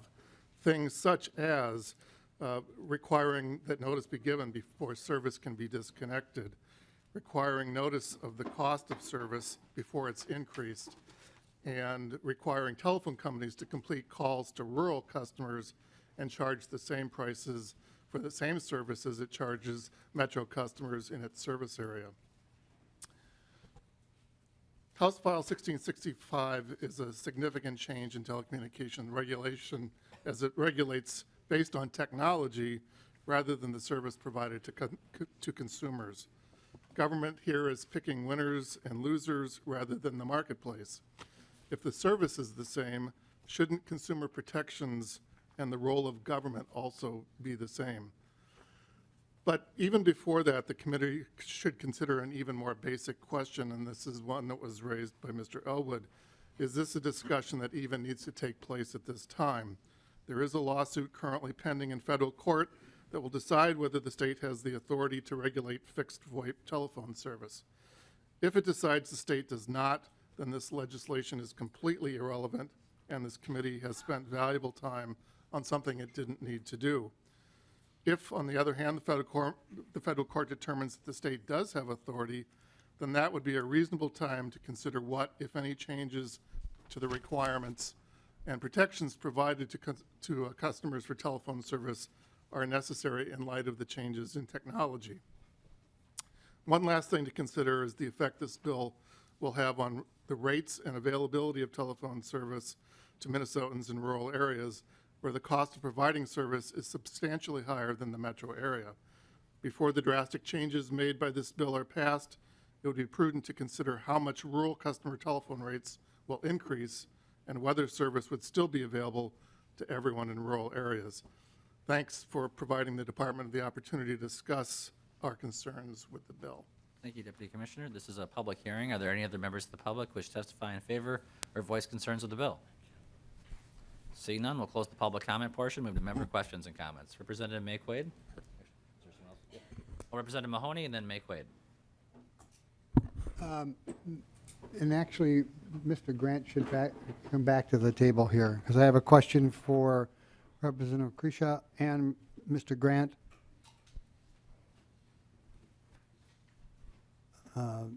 To both of you, I'd like an answer from both of you. The governor has either vetoed or required that VoIP come out of a bill. God, I think it's since I've been here. Is this bill, 1665, any different than the one that the governor has said time and time again he does not support? Representative Kresha. Thank you, Mr. Chair and Representative Mahoney. The best answer I can give to that is this is an issue where I've been working with the governor's office, the Department of Commerce for some education, and just as the one that I ran through with the MTA, it took a long time for people to actually understand what we're doing here. The reality is I think that there are many other groups that are trying to influence this in different ways. I'm trying to get us to the basic proposition of this, which is all the things that are happening in the analog phone line don't need to happen on the VoIP side because it's fundamentally different. When my son calls me through Facebook, we don't need to regulate that. Assistant Deputy Commissioner Grant. Mr. Chairman and Representative Mahoney, I don't speak for the governor, obviously, and I can't say what his position would be on the bill this time around. However, the bill is virtually identical to last year's bill, which he did veto. So the committee should take that for what it's worth, and I wouldn't be here expressing our concerns if those concerns had been already dealt with. Representative McQuaid. Thank you, Mr. Chair. Representative Kresha, can you explain to me why not discriminating on rates, universal service, notice before cutting off or disconnection, how that impedes broadband or investments in broadband? Representative Kresha. I'm not sure if you could be more specific with your question. Representative McQuaid. Thank you, Mr. Chair. So I think from some of the testimony at the very beginning, folks were saying that this would speed up options and encourage investments in broadband in Greater Minnesota if we do your bill. And from what I'm understanding is that this essentially removes consumer protections, including warning for disconnection of service, reasonable rates, no discrimination of rates, cramming. Can you explain to me how those consumer protections impede the ability to invest in broadband in Greater Minnesota? Representative Kresha. I think those consumer protections are fine. They're in place now, and if my bill were to go on and get signed, none of those would go away in their current form. Representative McQuaid. So you're saying that in your bill, if it goes into law, even if someone called through fiber but to a landline, so it would be VoIP technically, right? Well, it depends. Representative Kresha. I'm sorry, Mr. Chair. Representative McQuaid. Thank you, Mr. Chair. So if someone were to pick up their own landline and call somebody else on a landline, and it happened to be VoIP, right? It goes through cable, fiber optic, whatever, not analog, that would still be covered by the universal service, reasonable rates, no discrimination, notice for disconnecting service. Representative Kresha. Thank you, Mr. Chair. If you use a rotary dial telephone with an analog phone system, there are consumer protections in place for that system. If you use your cell phone, there are service requirements and protections in place. Part of that is free market. If you don't like your cell phone service, you're probably going to get different cell phone service. What I am saying in this bill is if we pass this bill, what we have today stays in place. And we don't take all of those old regulations that were applied when Dr. Graham Bell first made his connections and port those over to a technology that is moving faster than those regulations. Representative McQuaid. Thank you, Mr. Chair. I think part of what I'm confused about, Representative Kresha, is that VoIP already exists. Am I correct? It does. Representative McQuaid. Thank you, Mr. Chair. So that we're not putting regulations on new technology, it's already existing. And from the arguments that I heard in the beginning, it's that is impeding, those regulations are impeding investments in broadband. And I just want to understand how that's happening. Representative Kresha. Thank you, Mr. Chair. A perfect example of this is if we, essentially if my bill doesn't go into effect, if this bill doesn't go into effect, you basically are asking the PUC to regulate VoIP. And if you put in more regulations and you start to put in regulations that apply to the analog systems because we believe that's the right thing to do, companies like Facebook and Google that are using different technologies to connect people are going to be given pause. And they're going to say, why would we go there? And so that's why I'm asking for certainty and I'm asking for modernization of the regulations. Representative McQuaid. Thank you, Mr. Chair. I still don't think I would quite understand how that impedes investment in broadband in Greater Minnesota, more because when protections are in place, And someone makes the argument that removing those protections would allow them to do more things, have more money, that they would be, I don't know what the appropriate terms to use, not doing the protections that were in place before. And so I guess I'm just really not understanding the argument for doing this, especially considering the court case. Can you speak to that a little bit? Representative Kresha.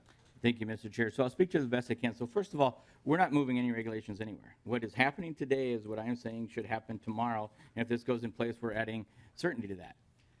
As far as the court case, the argument that comes down, and in the first court case, and I don't have all the specifics, the first court case, the argument was, is VoIP telephone service in the traditional sense? And the argument came back and said, no, VoIP is different technology. And so therefore it should not be treated as that. And so that is what's being argued in the case. And in every single case so far that we've had, the argument is, and what has been upheld by the courts, is that VoIP is not analog telephone service. I think, staff, I think what we're going to do is we're going to create a YouTube clip of the debate last year on the House floor with Representative Sanders and Representative Johnson. And we're going to put that together as a briefing video for members of the committee to watch that so that we don't have that happen on the floor again. I'm okay with it. Yeah, so Representative Makewitt. Thank you, Mr. Chair. I'm sorry, I lost my train of thought. To the court case, thank you. So you've said in the court cases, it's been decided every time that VoIP is not like telephone service. And so why this bill? Why not wait for the court to decide? Representative Kresha. Frankly, because I don't want to see a whole lot more regulations being created. I think what we have now is working. Representative Makewitt. I mean, I'm sorry, Mr. Chair. If what we're doing now is working, why wouldn't we put that into certainty? Representative Makewitt. Well, Representative Kresha, I would imagine if something's in a court case, it's not working. I guess I just fear that we're conflating, your son calling you over Facebook versus someone who's hard of hearing or needs a different type of assistance over the phone. No one really has a say over what kind of transmission a phone call is happening in. And I worry that we're removing protections, maybe unintentionally, for folks, particularly those in Greater Minnesota, particularly for our seniors, because we're conflating what the internet is over what a phone call is. Did you have a question for Representative Makewitt? Well, I don't know if it's going to get answered, Mr. Chair, so I think I'll just stop. Any other questions or comments from members of the committee? Representative Kresha, any closing comments?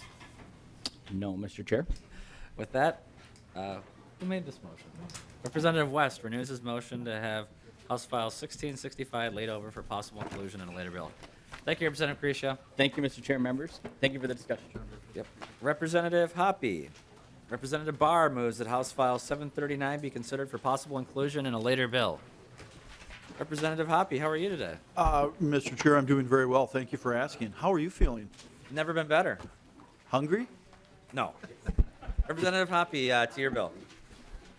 Mr. Chair, we have a bill here that nobody likes. Really, nobody's liked since the start. But what we have here is technology that everybody likes.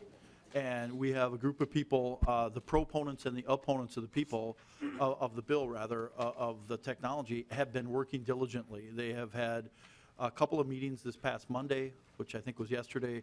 They had a long meeting on Friday. People are working to try to get this to work.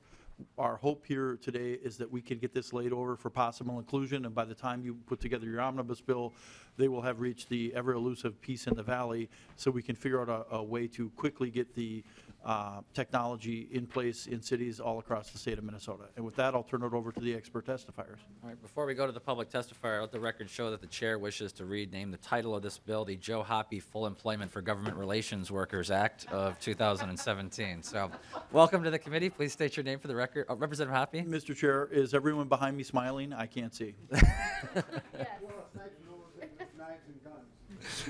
Perfect. Welcome to the committee. Please state your name for the record and proceed Thank you, with Mr. testimony. Chair, members of the committee. Paul Wirtz, I'm the state president for AT&T Minnesota. I was hearkened as a member of the governor's broadband task force in the early discussion on broadband funding. I can tell you, while this has been called a small cell bill, we'd very much like to call this a wireless investment bill, because the wireless industry is poised to invest hundreds of millions of dollars in the state of Minnesota, in small cell leading to 5G technology. Now, when I talk about small cell, I'm talking about the next generation of infrastructure that's an integral part of delivering better coverage and what we call the densification of the network. Better coverage closer to the carriers. We know that your constituents want this. I'll give you a specific example. AT&T's data consumption has gone up by 250,000% over the last 10 years. It continues to grow and grow and grow. The myriad of applications, the smartphone applications, all of those type of things. So we need additional infrastructure to help deepen this coverage and then really get the networks ready for really is kind of the revolution, if not evolution, to 5G. 5G is right around the corner. I speak on behalf of the industry. We are actively testing this in 2 cities right now. Verizon is testing this in about a dozen cities across America. 5G speeds is going to be delivering gigabit speeds. It will be able to download a 2-hour movie in 3 seconds. It will be the game changer technology. But we're not only competing with the other states, we're competing around the globe for this technology, for the capital assets that are going to be necessary. And getting 5G and getting those small cells deployed and having a framework so that we can invest this in cities so that their citizens can enjoy this is really what this bill is all about. We need a framework to do this. We've been running across literally a minefield of different rates and guidelines and regulations from city to city. And quite honestly, if in your rural Minnesota, greater Minnesota, you should be concerned.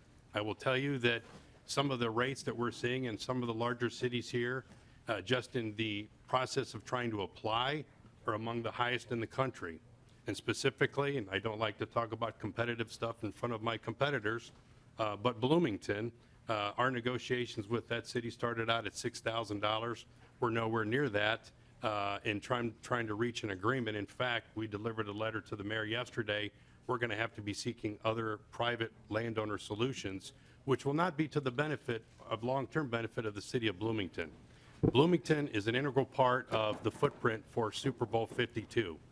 AT&T spent $40 million in Houston just for that event, but that community is going to experience the long-term benefit with small cells. These are antennas that fit on poles in the right-of-way. We need access to the right-of-way because of the access to power and fiber. We're not alone in that race to 5G. In fact, just last week, in an article that was referring to the Deutsche Bank 2017 Media and Telecom Conference, both Charter Communications, Tom Rutledge, chest-thumped his MSO's leadership position in 5G. And then on the same article, they referred to Comcast CEO Neil Schmidt also touting his company's 5G potential. So there's going to be a tremendous opportunity for infrastructure investment in this next evolution of 5G, and the deployment of small cells in these cities is an integral part of that. I will tell you, we are hoping to reach agreement with the league. We've made about 18 changes to this bill as we've gone through the discussions process, as we've had hearings on the bill and we hear their concerns. To hear the gentleman from the League of Cities talk about the need for more broadband and trying to loosen up regulations to allow government to do certain things, I mean, we have to scratch our heads when we're on the cusp of hopefully delivering hundreds of millions of dollars to the state of Minnesota. But I will tell you, that capital is at risk. Right now, small cell bills are moving throughout the country. A rate structure in Ohio was recently passed in December for $200 a pole. Virginia, just to several $100s a pole. Kansas is now moving as well. So we're going to be competing, and that's part of my job as state president, to try to get Minnesota's share of those capital dollars for the long-term benefit of Minnesotans, and that's why we respectfully request that the bill be laid over for consideration. Thank you, Mr. Chairman. For the testifier, is it correct in saying that the dispute right now is a matter of what that framework is of costs and reimbursements? Cost reimbursements, yes, sir.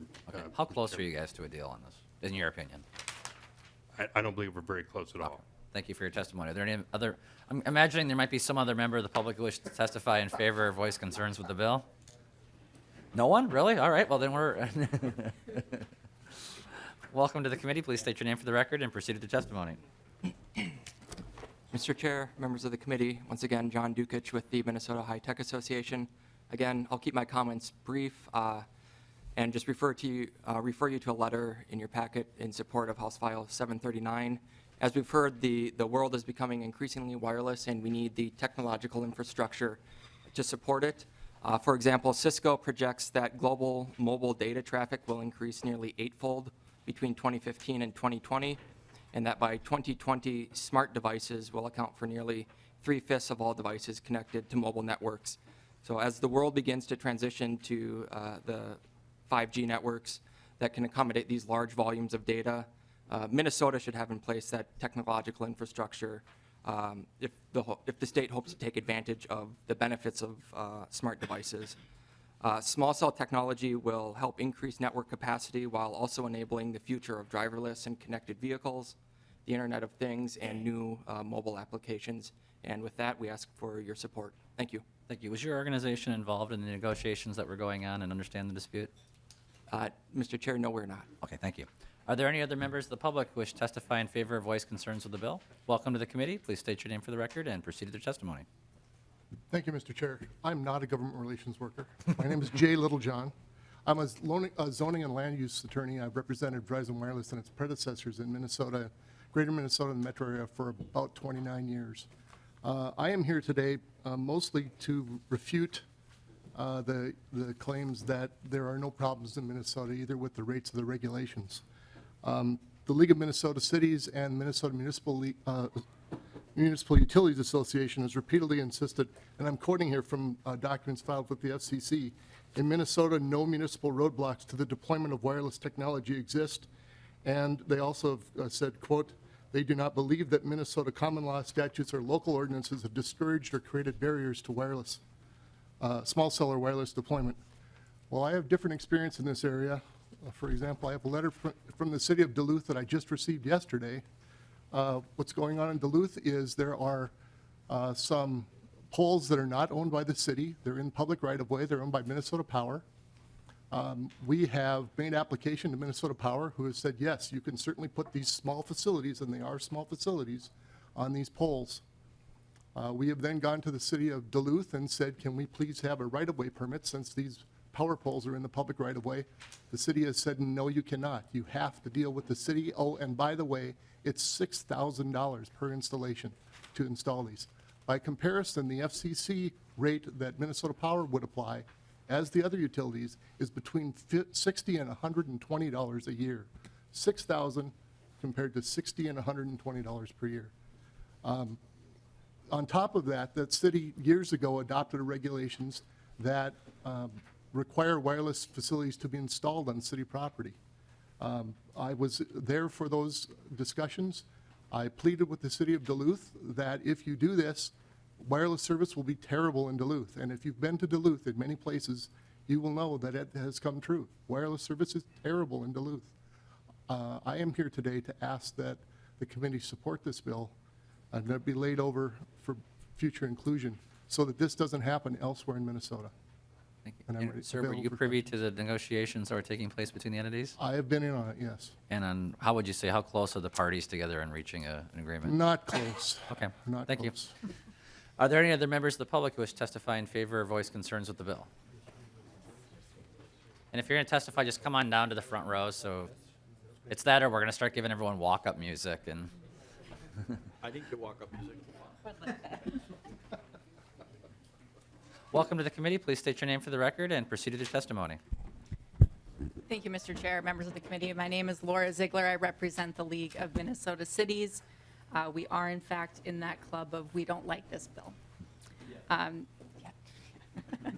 But I do want to make very clear today that the League and our 833 member cities are not saying no to this technology, even though we are strongly opposed to House File 739 in its current form. Instead of being told by providers what we must do, cities want to be a partner in this deployment, as we have with other deployments in infrastructure and technology.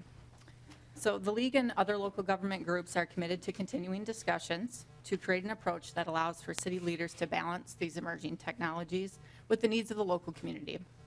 One size truly does not fit all, and it's likely we will be dealing with different technologies and even different actors in the marketplace in 5 years. or new technologies will demand the privileges of the use of our public assets. So by way of a quick update, as you've heard, the league has met several times with wireless providers, and we convened a large stakeholder group a few weeks ago. And just last week and yesterday, we had several meetings with all 4 wireless carriers. Cable representatives were there, municipal utilities, and engineers.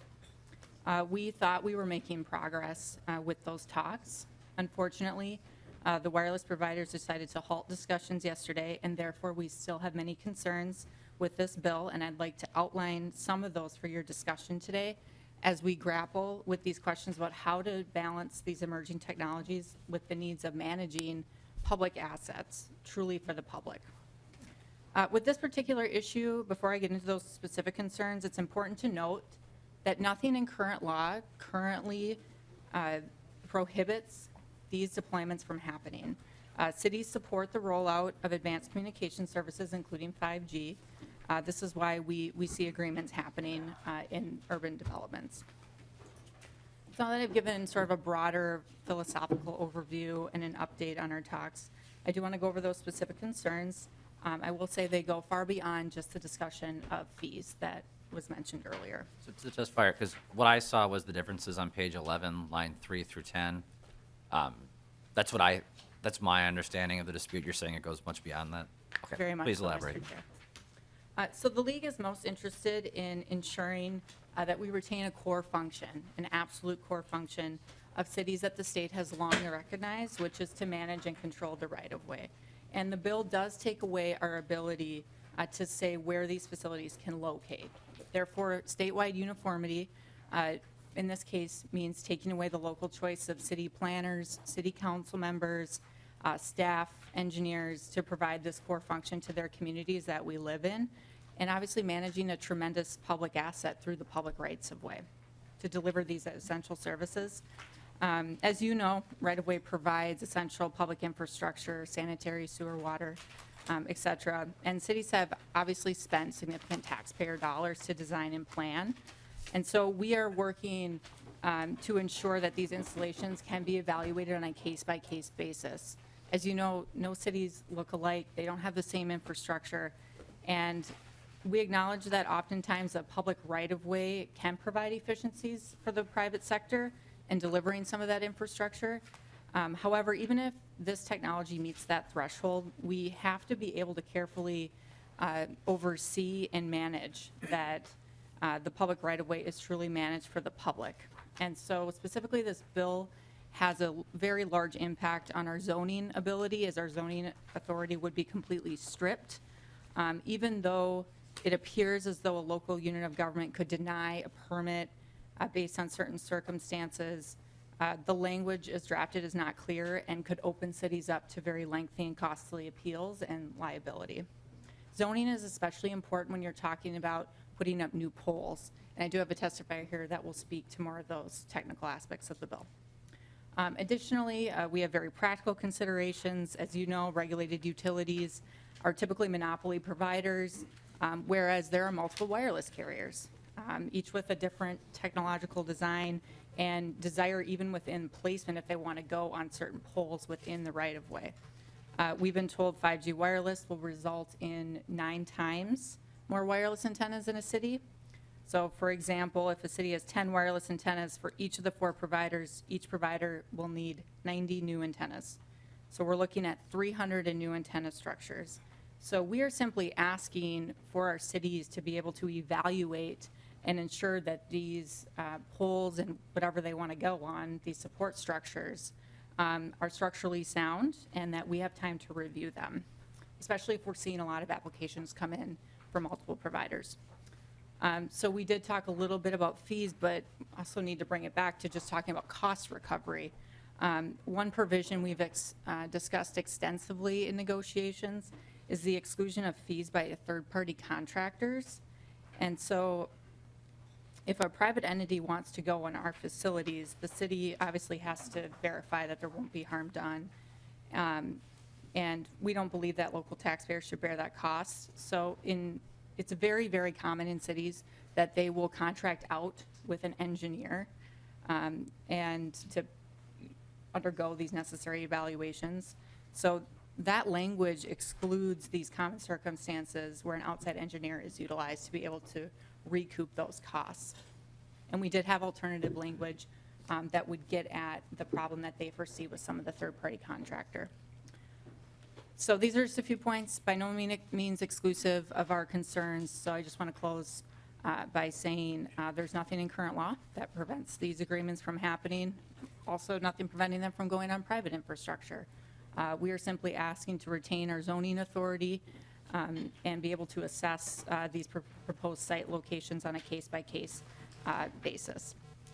So as we've said many times to Representative Hoppe and members, we remain at the table for discussions and have offered language to help us reach an agreement. And I just want to say for the record too, we're doing a lot of work outside of the legislative arena to that effect. And so we will continue with that work.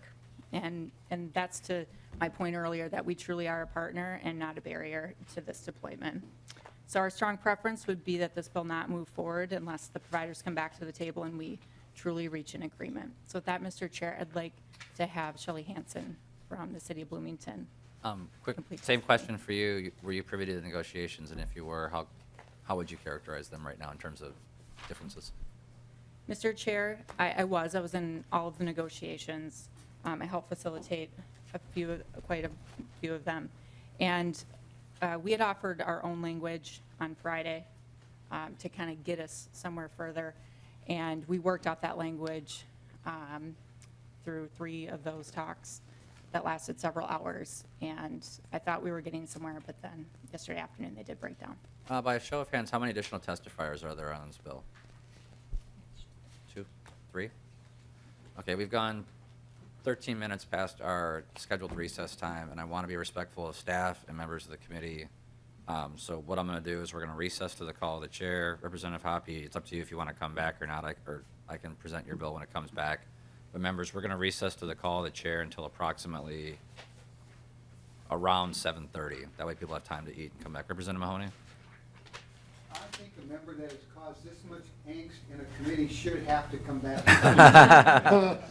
I don't have subpoena authority, Representative Mahoney. So again, yeah. So members, again, my understanding is the room will be secure, so members can leave their packets of information up on their tables. We'll come back, and this will be the very first bill that we take up. And again, we are laying this over. We will not be voting on the bill this evening. But again, I would encourage, maybe during this recess, the stakeholders can get together and reach an agreement before you come back. Just a thought. With that, members, we are recessed to the call of the chair. Thank you.